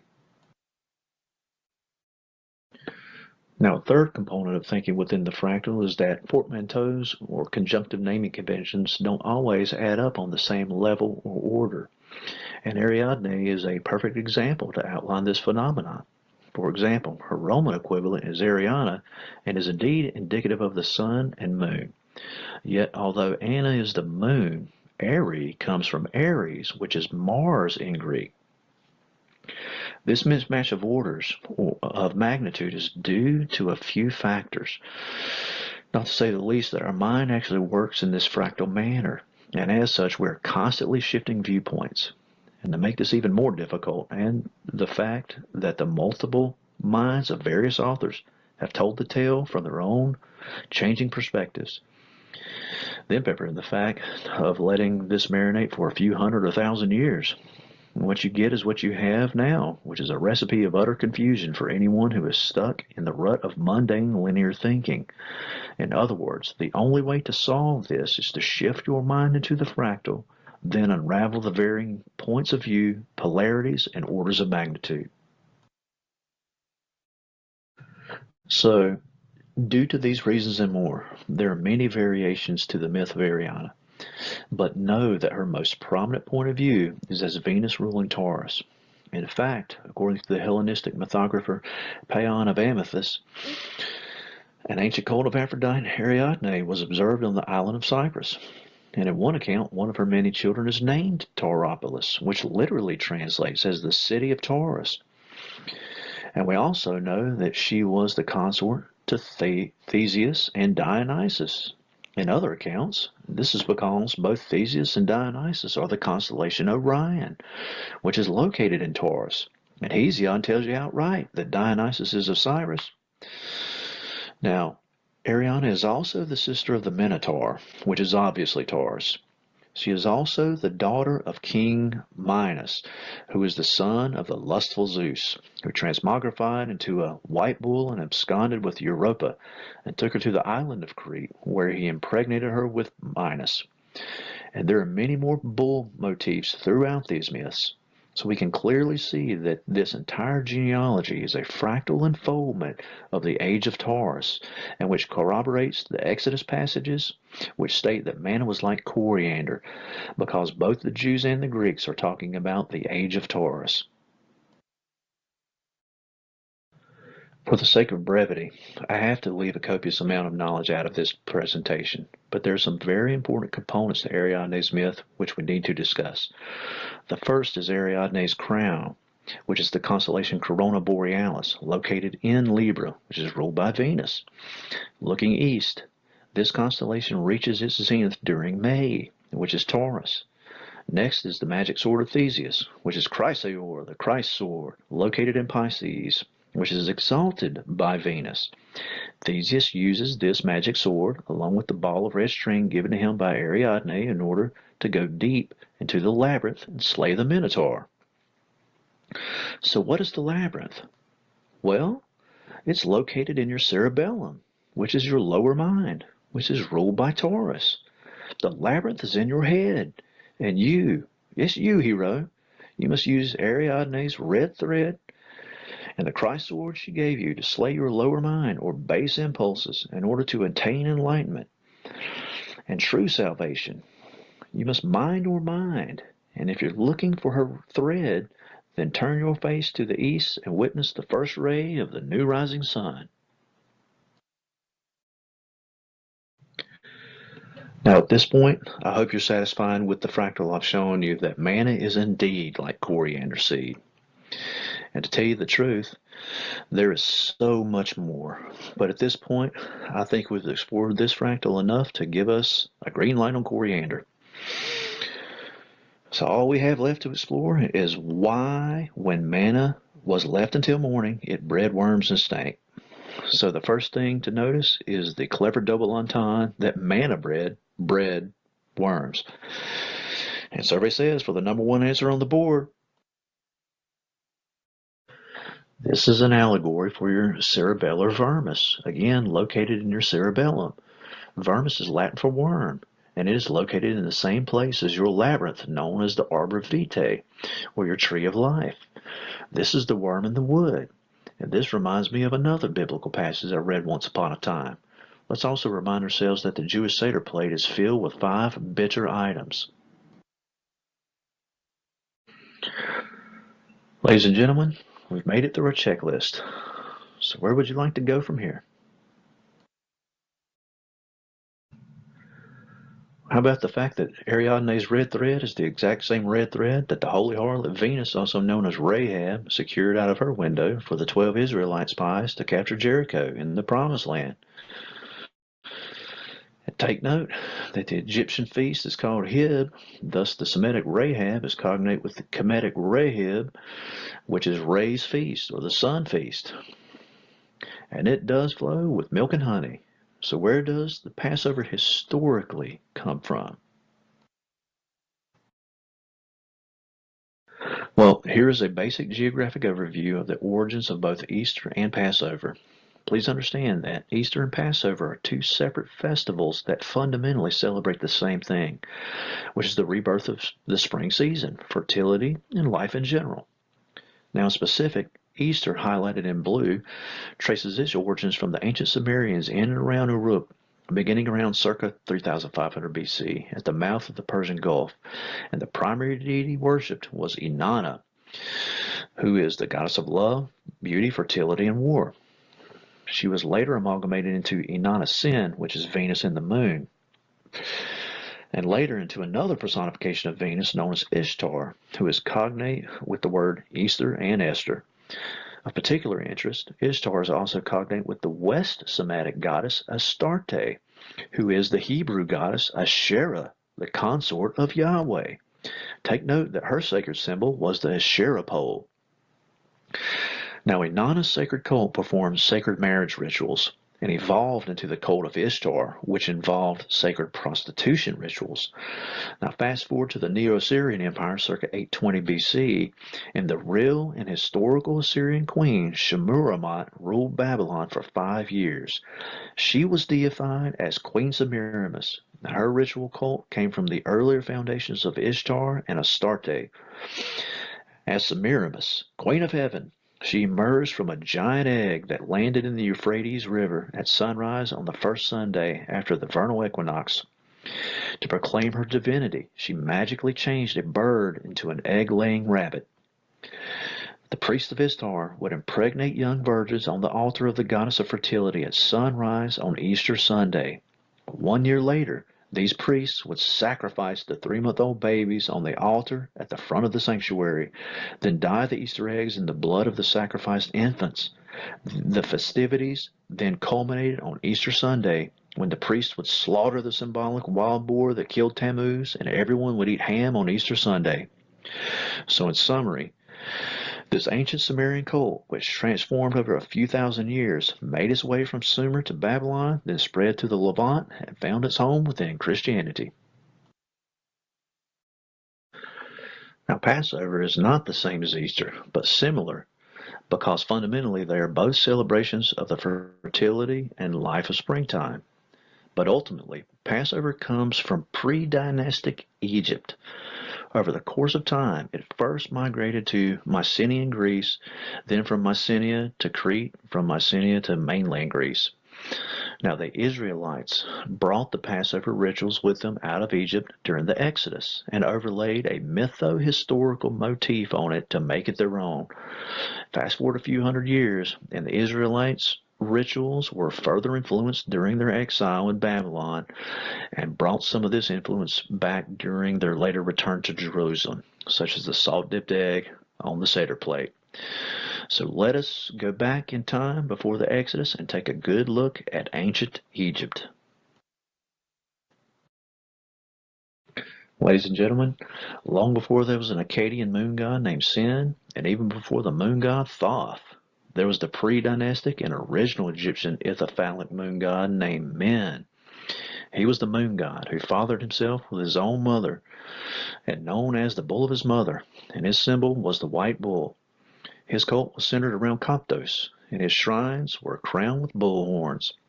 Now, one very distinguishing feature of his cult was the use of wild prickly lettuce, which has known aphrodisiac and opiate qualities. When this lettuce is cut, it produces a milk sap, which was fractally recognized as semen. And you can be absolutely certain that this is how bitter lettuce ended up on the Jewish Seder plate for the fertility ritual called Passover. Another feature of his cult was that during the harvest season, his image would be taken out of the temples and brought out to the fields in a 4-day festival called the Departure of Men, where they would bless the harvest, play games in his honor, and most importantly, climb a huge tent pole that symbolized his penis, which is undoubtedly the origin of the Canaanite Asherah pole and the much later pagan Maypole festival. Likewise, the Pharaoh was expected to impregnate his wives, and he would also offer up the first fruits of the harvest. This should sound familiar to the Jewish people. Ithyphallic statues of men were placed in the entrances of houses in hopes of curing sterility, which was seen as a sorrowful curse. And women would touch the penis of the statues of men in hopes of getting pregnant, which is a practice still continued to this very day. Was known as the god of the high plumes because of the 2 giant feathers on his crown. However, they are also symbolic of 2 moonbeams illuminating his mind, and of the orgiastic season called spring, when the moon and everything comes into full bloom. He has a flail that scholars identify as symbolic of the Pharaoh's authority, which is superficially true, but it is more important to know that metaphysically it is symbolic over his attainment of the light. He wears a red ribbon that trails through the ground. Some scholars say that this represents sexual energy, which again is superficially true. But I think I've shown you enough to conclusively prove that this red ribbon is the original red ribbon that was eventually transposed into the Greek myth of the red string of Ariadne, which modern Greeks tie around their pinky finger, and the Jewish myth of Rahab's red rope, which modern Jews tie around their wrist. From the anatomical point of view, the red ribbon is symbolic of conquering your lower mind and escaping the labyrinth, which is why it streams from the back of his head, the cerebellum, ruled by the bull. And from the celestial point of view, it is symbolic of the first ray of the new rising sun. Notice the accompanying ordinal portions of the red ribbon of men's cross in his heart. This is a man who used his mind to balance his heart and attain true illumination, and a universal personification of a mind-born sun.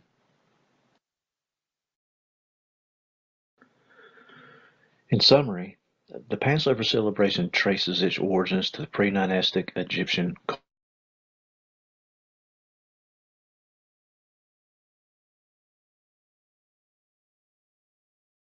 is also at the root of mind, King Minos, the Minotaur, the minute, and the month. All of these words contain the essence of the moon.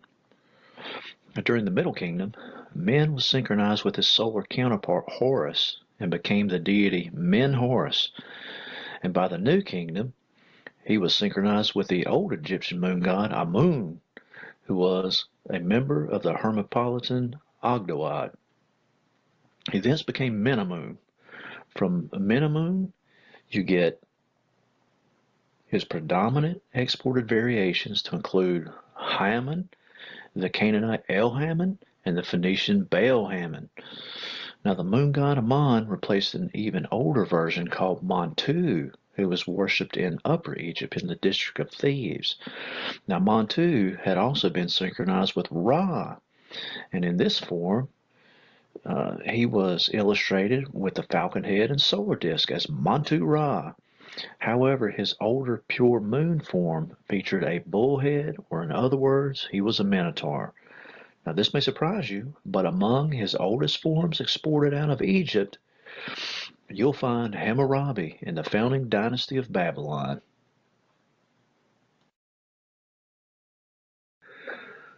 Now, King Hammurabi is the quintessential Babylonian king and is remembered for three things: building, conquering, and law-giving. Now, Babylon was a minor kingdom before his ascension to the throne, but after defeating the Elamites, he soon conquered all of Mesopotamia. Everyone paid tribute to Babylon and King Hammurabi. And under the reign of Hammurabi, he heightened the city walls and expanded the temples, and the national god was Marduk. King Hammurabi was revered as a conqueror, praised as the divine lawgiver, and worshipped as a god. His conquests came to be regarded as part of a sacred mission to spread civilization to all nations. Even hundreds of years after the empire he built had collapsed, he was still revered as the model ruler, and many kings and kingdoms proudly claimed to be his ancestor. He even became the pivotal frame of reference for all Mesopotamian events in the distant past. Now that's a legacy. Of particular interest, he is best known for the Law Code of Hammurabi, which is noted for bearing a striking resemblance to the laws of Moses.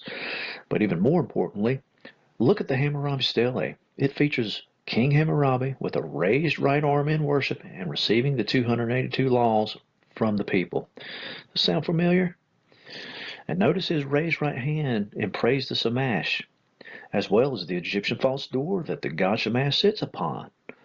Notice that Shamash has the waters of life flowing from his shoulders and also wears the quadruple flanged helmet. And take note, Shamash is handing King Hammurabi the Zoroastrian ring and rod. And all of this is carved into the pineal glands of a large ithyphallic stele. Now, did you know that Hammurabi wasn't even from Babylon?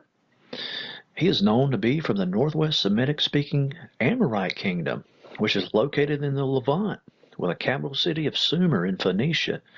In fact, the kingdom of Amuru is directly named after their god Amuru, who is also known as Martu, who is Marduk, the sacred bull of Utu. This nation was established circa 2000 BC as part of the new Egyptian Empire. Now, there is considerable scholarly disagreement about the etymology of the name Hammurabi, and about the only thing agreed upon is that it doesn't originate from Babylon. So now that we've followed the path to the Amorite kingdom, let me offer you the following etymology. Ham, Phoenician Hammon, derivative of Egyptian Ammon. Ur, Semitic word for light, conjunctive with rabbi, Semitic word for master. And I seem to remember another deity that had a raised right hand and an erect phallus. Even Egypt's greatest general kings called themselves Mighty Bull, son of Montu. Montu is with a strong right arm. By the way, here's a bas-relief of King Hammurabi, which is actually Shamash, on prominent display in the U.S. Congress. And here's the Presidential Unit Citation, which is our nation's highest military unit award. So now that you have a better understanding of Hammurabi, who was a physical man, but also a form of the moon god, Menamun, let's look at some of his other faces. In the Old Testament, we have Ham, the supposed cursed son of Noah who founded Egypt, Canaan, Cush, and Punt. There's also Hammon and Hammedatha, the Agitites, found in the Book of Ishtar, known to you as the Book of Esther. And the Quran tells you that Hammon was the high priest of Pharaoh at the time of Moses. And the moon, his hand, takes center stage as the Prophet Muhammad, peace be upon him. And in Zoroastrian religion, the moon shows up as the concept of Vahumana, the good mind. And even before Vahumana was the Rigvedic Vimana, and there is also the 14 Manu, who are mind-born sons of Brahma, and the progenitors of humanity. And the Roman equivalent is the deity Minerva, which is cognate with the Egyptian Minerva's bull.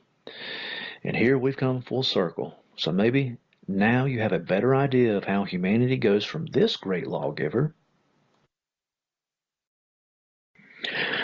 to this great lawgiver. So just as we trace the Moonlight Master, King Hammurabi, back to Egypt, this time we'll trace Amun in his form called Moses out of Egypt. So Amun's going to moonwalk over in order to make room for some more synchronization. Now, Yah was another archaic moon god, whose name is literally the Egyptian word for moon. By the time of the 18th dynasty, Yah had become less prominent than the other moon gods. Now, Yah was an older deity than the moon god Khonsu, who is depicted with a falcon head and moon disk. And since Yah was the older deity, he came to be considered as the adult form of Khonsu, and thus Khonsu became more often depicted like Yah as a child. Eventually, he was synchronized with the moon god Thoth and became Yah Jehudi, god of the new moon. And it was said that when Khonsu caused the crescent moon to shine, women conceived, cattle became fertile, and all nostrils and every throat was filled with fresh air. And during the reign of the 18th dynasty, Khonsu, otherwise known as the artist formerly known as Yah, Amun, synchronized as Amun-Re, and his wife, Mut, composed what was known as the Theban Triad. And this divine trinity had it all. They had the shepherd's crook, the triple flail, the Wa scepter of power, the vulture headdress, and the united crowns of Upper and Lower Egypt, the feather of truth, the platform, the braid, the foxtail, the ankh, the red ribbon, and the two moonbeams pouring into Amun's head, which eventually morphed into the two tablets of Moses. As the patron deity of thieves and the national deity of Egypt, Amun-Re ruled the Egyptian pantheon for over 500 years. Let's talk real quick about the Hyksos. The 15th dynasty of Egypt was a foreign rulers known as the Hyksos. They ruled a portion of Egypt and coexisted with the 16th and 17th Egyptian dynasties in Thebes. Now, Josephus equated them with the Jews, and many people today do as well. Conversely, the late antique historians Sextus Julius Africanus and Eusebius said that they came from Phoenicia, and this would make them Canaanites. And many modern historians take this position and have amassed a considerable amount of data that supports that they were indeed Phoenician. Now, if we back up in time to the reign of Pharaoh Senusret II, circa 1890 BC, we find in the tomb of the 12th dynastic official Khnumhotep II a painting that identifies a foreign party named the Amu, and their leader was named Abishu the Hyksos, coming to pay homage to the pharaoh. Given the timelines, I postulate that the Hyksos, known as the Amu, were a party from the early Amorite kingdom, known as the Amuru kingdom, and from the same stock as Hammurabi. The evidence also suggests that they were not bloodthirsty invaders as written by Manetho, but rather they had a long trade relationship with Egypt, which makes particular sense because the Amorites were an Egyptian colony. However, with the decline of the 13th and 14th Egyptian dynasties and the subsequent splintering into various kingdoms, the Hyksos rose to power and controlled Middle Egypt up to southern Palestine. This also explains how they coexisted alongside the 16th and 17th dynasties located in Thebes, because they were cousins. And given this as evidence, I agree with Josephus that these were the original Jews. And I also agree with Eusebius that they were originally of Phoenician Canaanite stock, and in specific from the Egyptian colony which became the Amuru kingdom, and numbering among its sons is King Hammurabi. Now, an easy way to correlate this is that just as Babylon had their great conqueror, builder, and reformer, King Hammurabi, Egypt had their great conqueror, builder, and reformer, Pharaoh Yahmoses I, who defeated the Hyksos and thus began the famous 18th dynasty. He reunited Upper and Lower Egypt and reasserted control over both Nubia to the south and Canaan to the north. The Aegean was also part of his empire, and he traded with his cousins the Minoans. He reorganized the administration of the country, reopened quarries, mines, and trade routes, and began massive construction projects that culminated in the last pyramid built by a native Egyptian ruler. He also rebuilt the pyramids of his predecessors. Pharaoh Yah-Moses, whose name means Yah is born. I'll say that again. Yah is born. Donated a tenth, which is a tithe, of all productive output toward the service of the traditional gods, with the god Amun eventually being synchronized with Amun-Re, and who became the national deity for nearly the next 500 years. It was during this time that the Greeks imported Amun into their pantheon, where he was worshipped as Zeus-Amun. So it was under the 18th dynasty that Egypt attained the peak of its power. It is known as the golden age of Egypt's wealth, power, and prosperity. When you think of biblical Egypt, you're thinking of the 18th dynasty.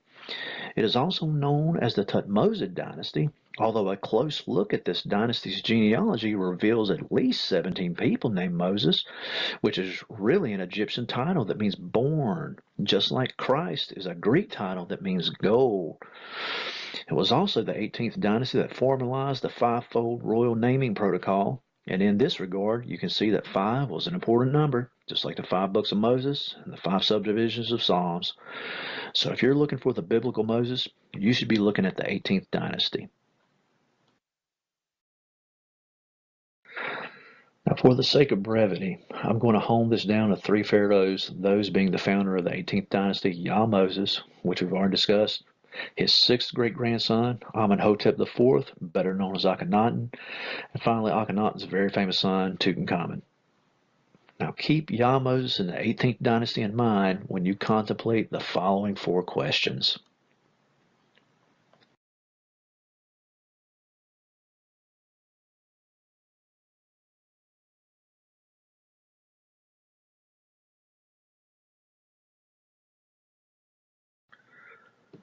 Now Amenhotep IV was the 6th great-grandson of Yah-Moses, and you can see his affiliation with the moon god Amun and the moon god Yah in his name Neferu-Re-Yah.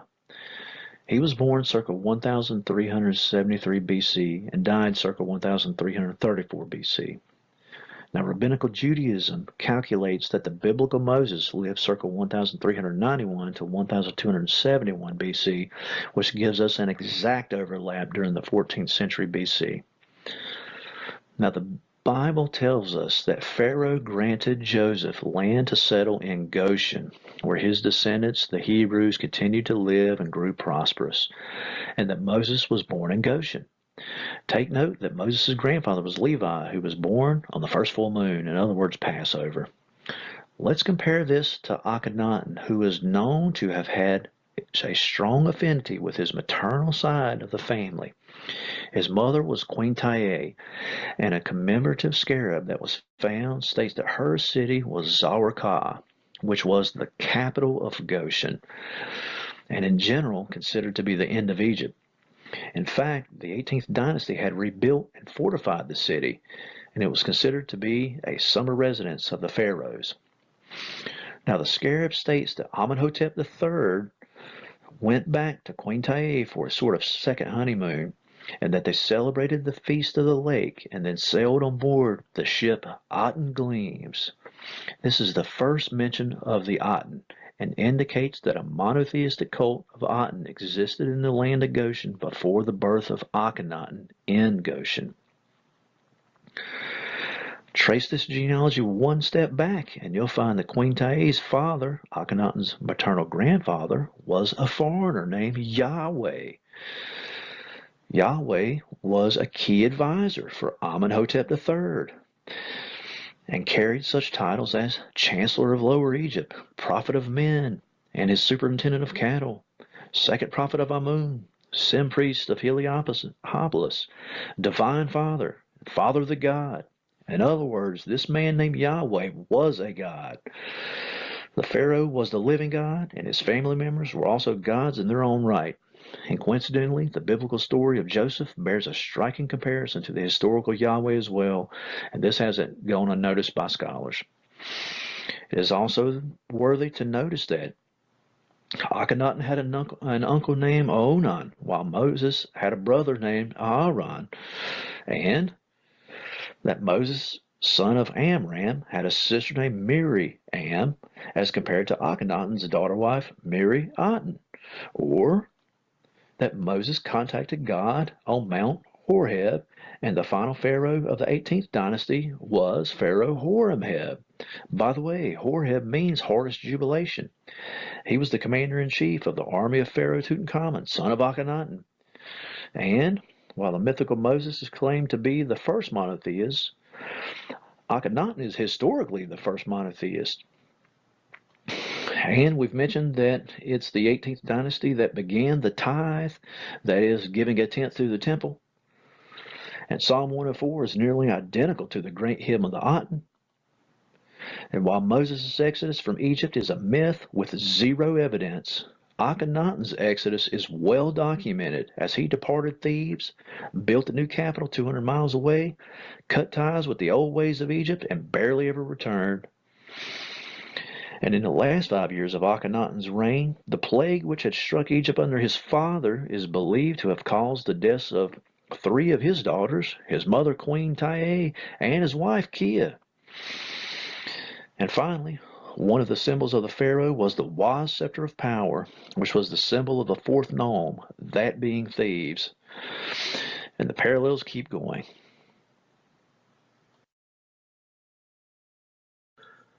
Just like the Israel tabernacle, the god king Tutankhamun was buried inside a prefabricated portable pavilion that is nearly an exact description of the Hebrew tabernacle. Tutankhamun's portable pavilion is composed of 4 shrines that fit one inside the other. All wooden parts are gold-plated, and even the posts stand on silver sockets.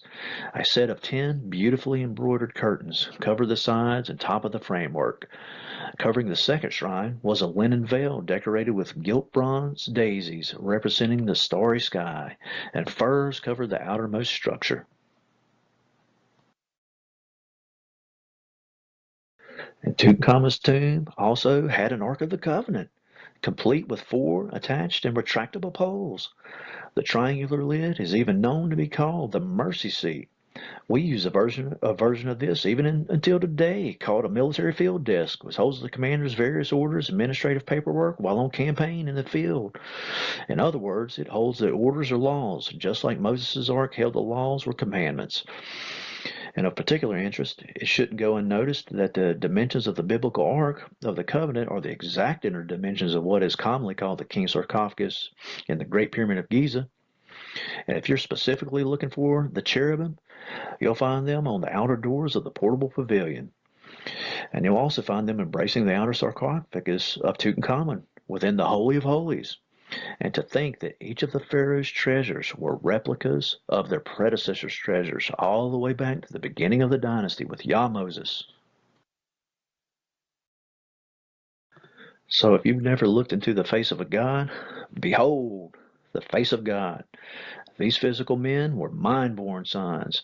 They had attained the ineffable light, what Plato called the brilliant light of being, and they expressed it through their own cultural lens. They were God-men, and this is what gave them the divine right to rule.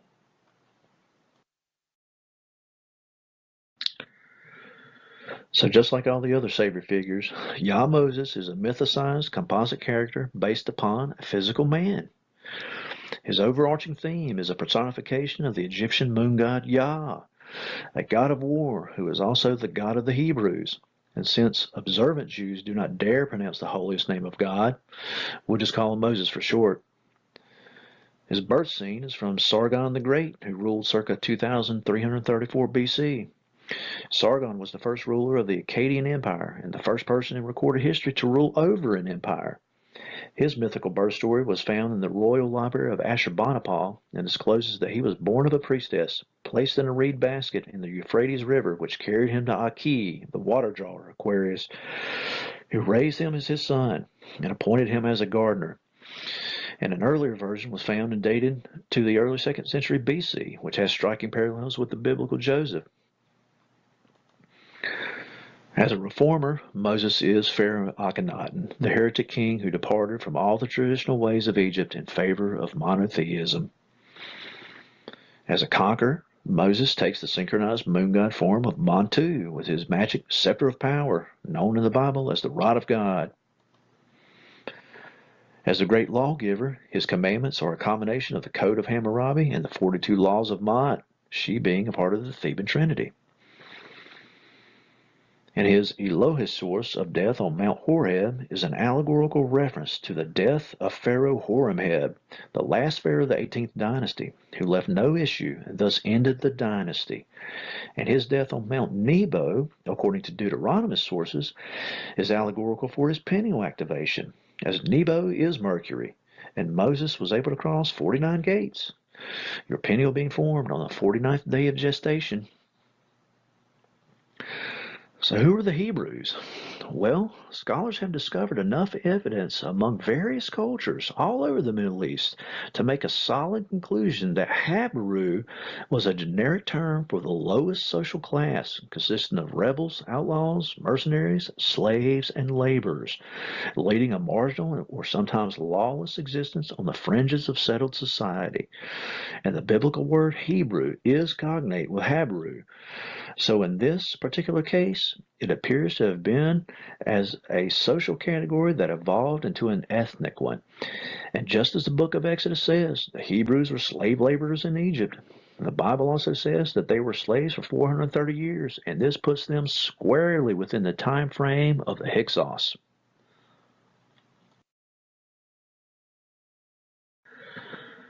Now go back and read the book of Exodus, and you can clearly see the motif of the Egyptian moon god Yah and his cattle cult. Yah, the moon, is exalted in Taurus, and Moses builds an altar that he named Yah Exalted. Do you understand?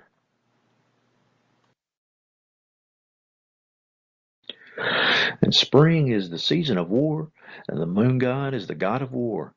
His power was described in his raised right hand and with the Wa scepter of power, which is a stylized bull pizzle, which the Bible calls the rod of God. Now you know why Exodus clearly states that the Lord is, quote, a man of war. By the way, notice that the Wa scepter behind Pharaoh Djoser is hugging an amorphous crab, the moon ruling Cancer.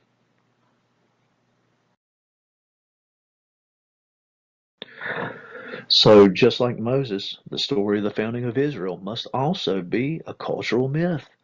The earliest potential evidence of a fledgling people of Israel is found on the Merneptah stele, who reigned 1213 to 1203 BC, which is approximately 80 years after Pharaoh Horemheb's campaigns in the land of Canaan. And just like today, these campaigns require a replenishable army, and the ranks are primarily get filled with laborers of the lower class. And as such, it is most plausible that the Hebrews served in the Egyptian army under Akhenaten and or Horemheb, or both, and fought in the campaigns to pacify the Canaanites, and settled around the Canaanite city of Shalem, known today as Jerusalem. Fast forward 80 years to Pharaoh Merneptah, and his stele mentions that he defeated multiple Canaanite cities. However, the hieroglyphic inscription for the suspected Israel bears the hieroglyph for people instead of city, which implies they were a nomadic people. It should also not go unnoticed that the Merneptah stele was found in Thebes and actually engraved on the backside of the stele of Amenhotep III, Akhenaten's father.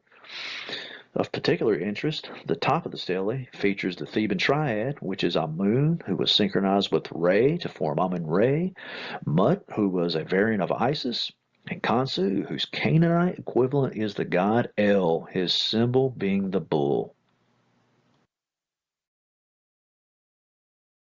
In other words, Israel.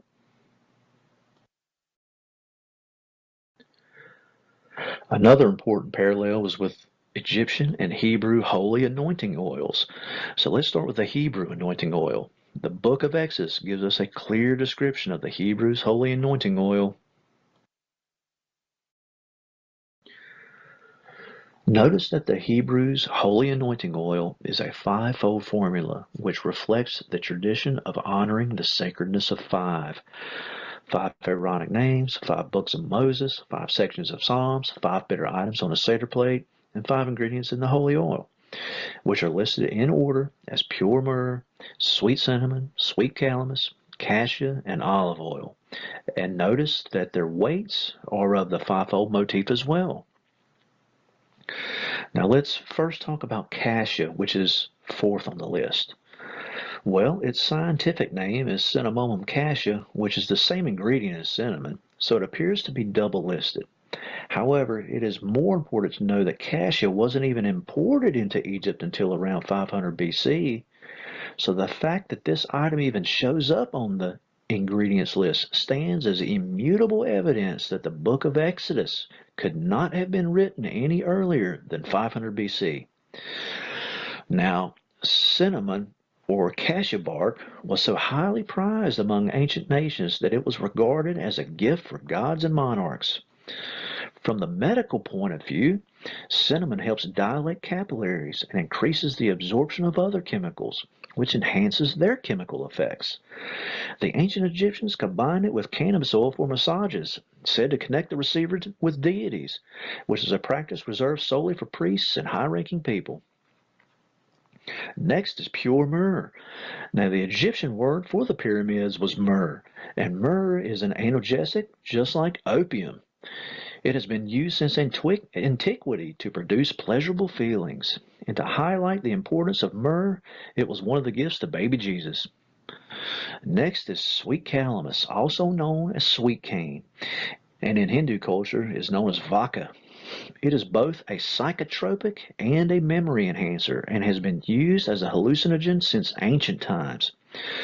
So mix all of this up with some olive oil, slather it on your head and skin, and it should be no mystery as to how these people were setting the conditions to communicate with God. The oil was deemed so holy that God said that if you pour it on your skin, if you even make anything like it, or if you give it to a stranger, you shall be cut off from your people, which effectively means killing you. By the way, the Jewish canon is called the Tanakh, and it is phonetically identical to the Egyptian phrase Tanakh, which means offering to the Akh, which is the root of Akhenaten and the Ankh. Now, since proto-dynastic Egypt, the Egyptians used 7 sacred oils that were venerated above all the other temple and tomb offerings and libations. While the ingredient list is too long to list, know that there are many psychoactive ingredients and that the carrier oil or unguent was beef tallow rendered from a specially raised sacred bull. Now, these 7 sacred oils and unguents were collectively referred to in temple inscriptions as the Eye of Horus, and the pyramid texts, which are the oldest complete religious writings in the world, speak directly of the 7 sacred oils. Collectively, the 7 sacred oils were indispensable elements of the temple foundation ceremonies, such as laying the cornerstone, daily temple rituals for the gods, and the process of mummification. These fragrant oils would magically invoke the divine living breath of the effective spirit known as the Akh, which was your light body. They were also instrumental in operating the false door and bringing the images and hieroglyphic inscriptions to life. And here are 2 Egyptian oil palettes from the Old Kingdom that held the 7 sacred oils, known as the Eye of Horus. Given all the other synchronicities, you can be certain that the 7-blossom menorah that God told Moses on the mountain to build in the book of Exodus is a culturally distinctive rendition of the remnant knowledge of the Egyptian palette of 7 sacred oils. By the way, almonds symbolize your pineal.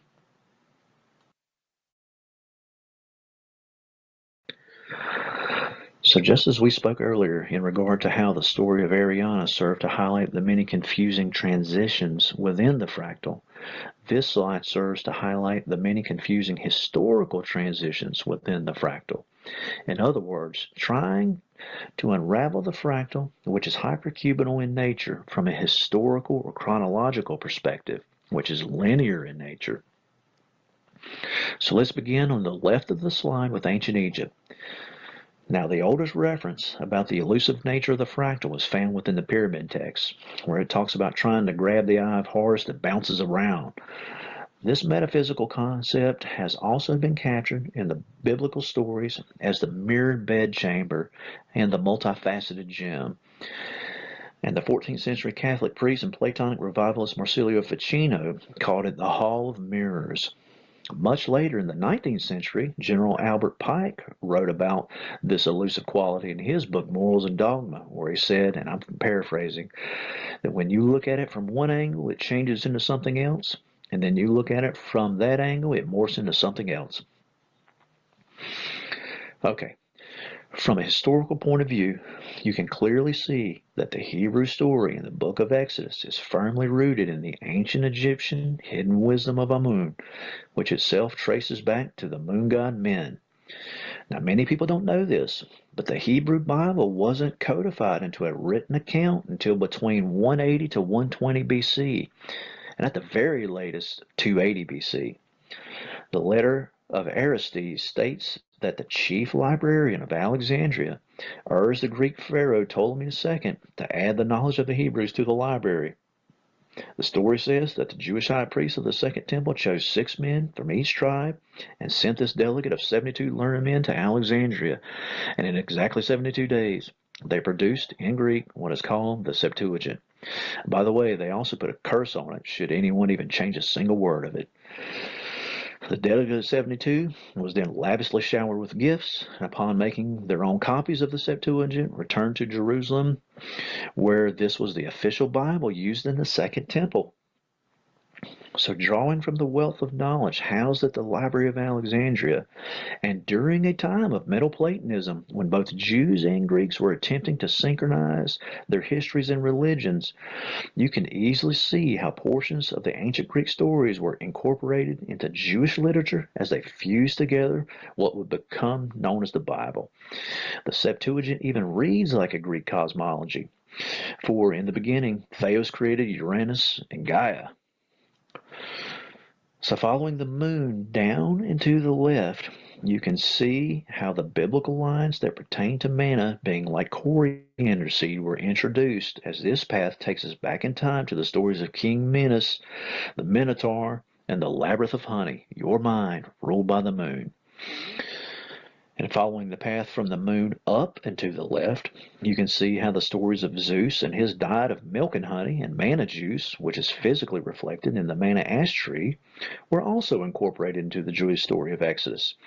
The manna ash tree was sacred to Zeus and Ariana. The Greeks named it the Melia tree, which means the honey tree, and it secretes a sweet sap known as manna that's said to have sprung from the blood of heaven and was often described as, this should sound familiar, the sky-falling juice from the stars. Now, following the Greek manna tree path all the way to the right of the slide leads us forward in time nearly 2,000 years into the Norse Yggdrasil tree, which is described in the Prose Edda circa 13th century AD. The Yggdrasil tree is the sacred world tree whose branches reach to heaven and from which honeydew falls to earth on which the bees feed. So the mythical descriptions of the Yggdrasil tree appear to be rooted in Greek mythology and also cross-pollinated by the earlier Aramaic interpretations of manna. So in Hebrew, the traditional explanation is that manna is derived from the question manu, which means, what is it? Now, the Hebrew alphabet is derived from the Aramaic alphabet, which is in turn derived from the Phoenician alphabet. So in Aramaic, the word man translates as aphid. So people have asked the question, does manna mean, is it aphids? Interestingly, an aphid is a small insect that feeds on plant sap, then secretes a sugary liquid from its anus that resembles a dewdrop, which is called honeydew, and bees do indeed feed on this honeydew. And there are a few other insects, such as aphids and cicadas, that pierce the phloem of sap-rich plants, and when the insects move on, the sap leaves a white sugary crust that is called manna. So it's clear to see that someone in the ancient past saw the Jewish story reflected in this fractal of light, which eventually earned the sticky sap, the namesake of manna. Now, following this path to the bottom right of your slide, you'll see a cicada or locust. So one of the passages that has puzzled scholars in the book of Matthew is the passage that says John the Baptist ate locusts and honey. Now, this can be understood if you know that before the canonized version of the book of Matthew that ended up in the New Testament, there was the Jewish version called the Gospel of the Ebionites, which is truly the oldest book of Matthew. In the Ebionite version, you get a passage that is closest to the Hebrew scriptures when it says that John the Baptist's meat was wild honey, which tasted like manna, formed like cakes of oil. Note that ekris is the Greek word for pancake. Now fast forward about a century, and you'll get the much more refined version called the Book of Matthew that ended up canonized in the New Testament, and which, through the editing process, has been refined, polished, and rendered down to the phrase, John ate locusts and honey. Acris, the Greek word for locust, being mistranslated, and it's clearly a mistranslation because the Ebionites are known to be vegetarians.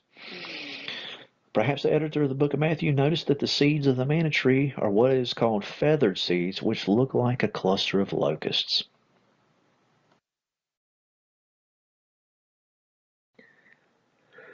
So we went over a lot of symbols, and we have one more ingredient to go, and that is the lamb shank. And from the fractal, the Lamb of God is Aries. Notice that the shank is the lowest portion of the hind leg. Notice that the root of the word shank is ankh, from where you get words such as ankle, ankh, and ak.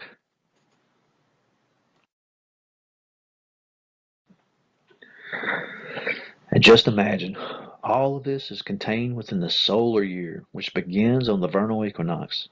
Imagine what could be uncovered as we explore the celestial order of magnitude known as the Great Year, which begins when we rise above the galactic plane in the age of Aquarius.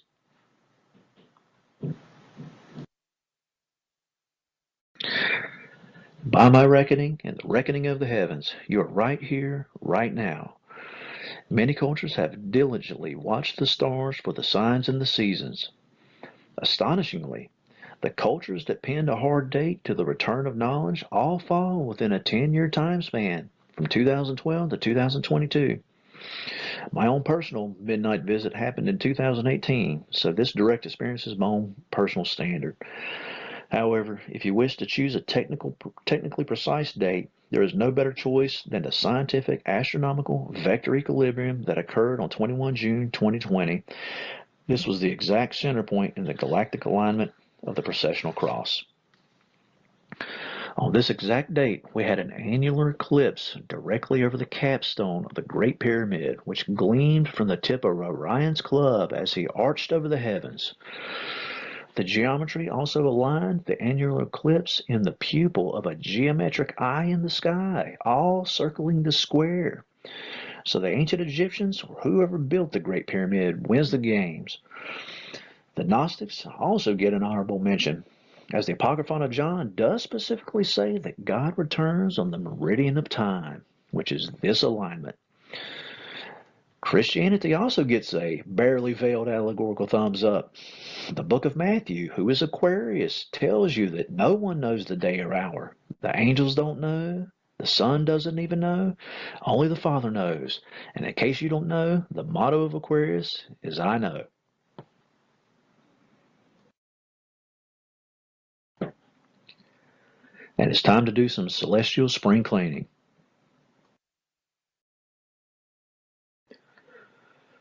For my Christian cousins, it's at the galactic level that the lion lays down with the lamb. Listen, unless you get your mind past the mundane, literal level of learning, you will forever be lost in the shadow of the true church. That shadow known as corporate Christianity. And it will be more than willing to fleece you, your widows, and your orphans out of every penny you own. And the rest of the world is no exception, for the same shadow haunts all religions. And to think, I've barely even scratched the surface of information on the solar year, and the great year is equally as chock full of knowledge, if not more. And honestly, my mind has gone beyond these wheels, even beyond the galactic wheel, even beyond the supergalactic wheel. The wheels turn for the mind-born. Here's the oldest Egyptian snake god, Nehebkal. Pay attention, Jews and Christians, because this is the primordial walking snake cursed to crawl on his belly. And according to Kauke's calculation, this galactic deity takes 225 million years to eat his own tail. And while 70 and 72 years is conveniently used to measure 1 degree of solar arc, technically 1 degree of solar arc equals 71.6 years. And a mathematical check on learning proves it to be true on many levels within the fractal. You must wake up. As the great Moses de Leon told you, you must get your mind beyond the mundane level of learning. You must activate your pineal and open the 49 gates so you can truly understand higher consciousness concepts resonating out of our cultural past and into your present moment. You must occupy yourself and become a mind-born son. It is the medicine for your eye and for your soul. It is the ultimate medicine that will cure the woes of this world.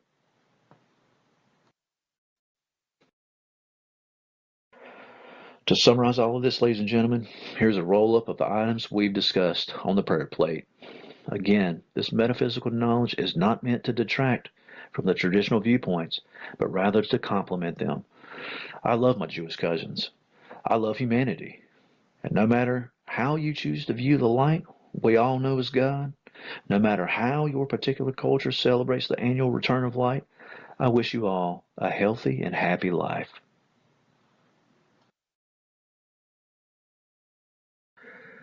How beautiful to know that man is the moon.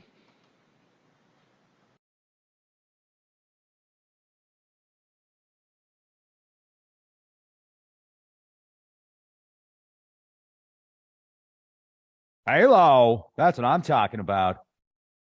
Man, Go, brother.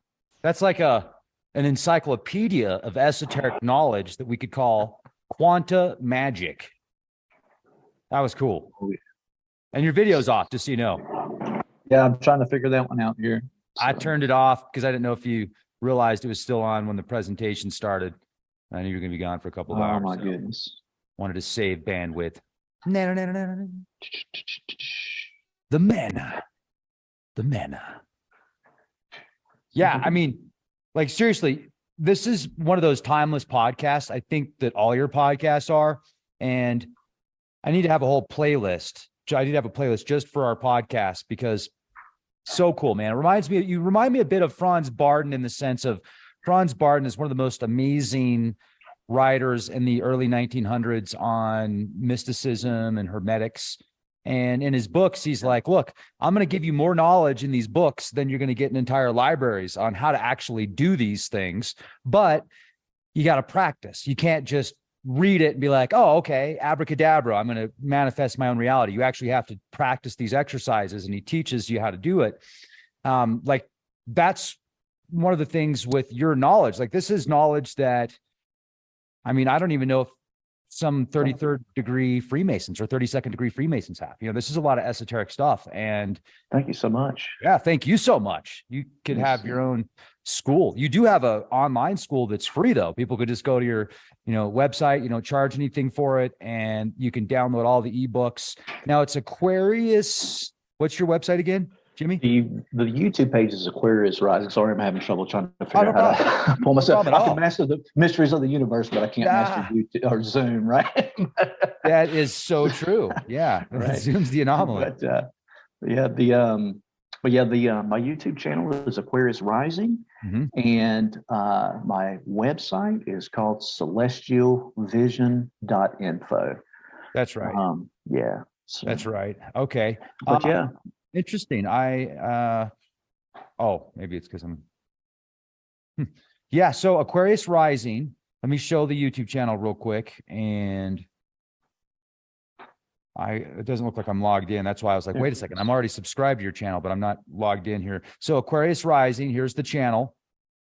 Aquarius Rising, hit the subscribe, and then hit all notifications.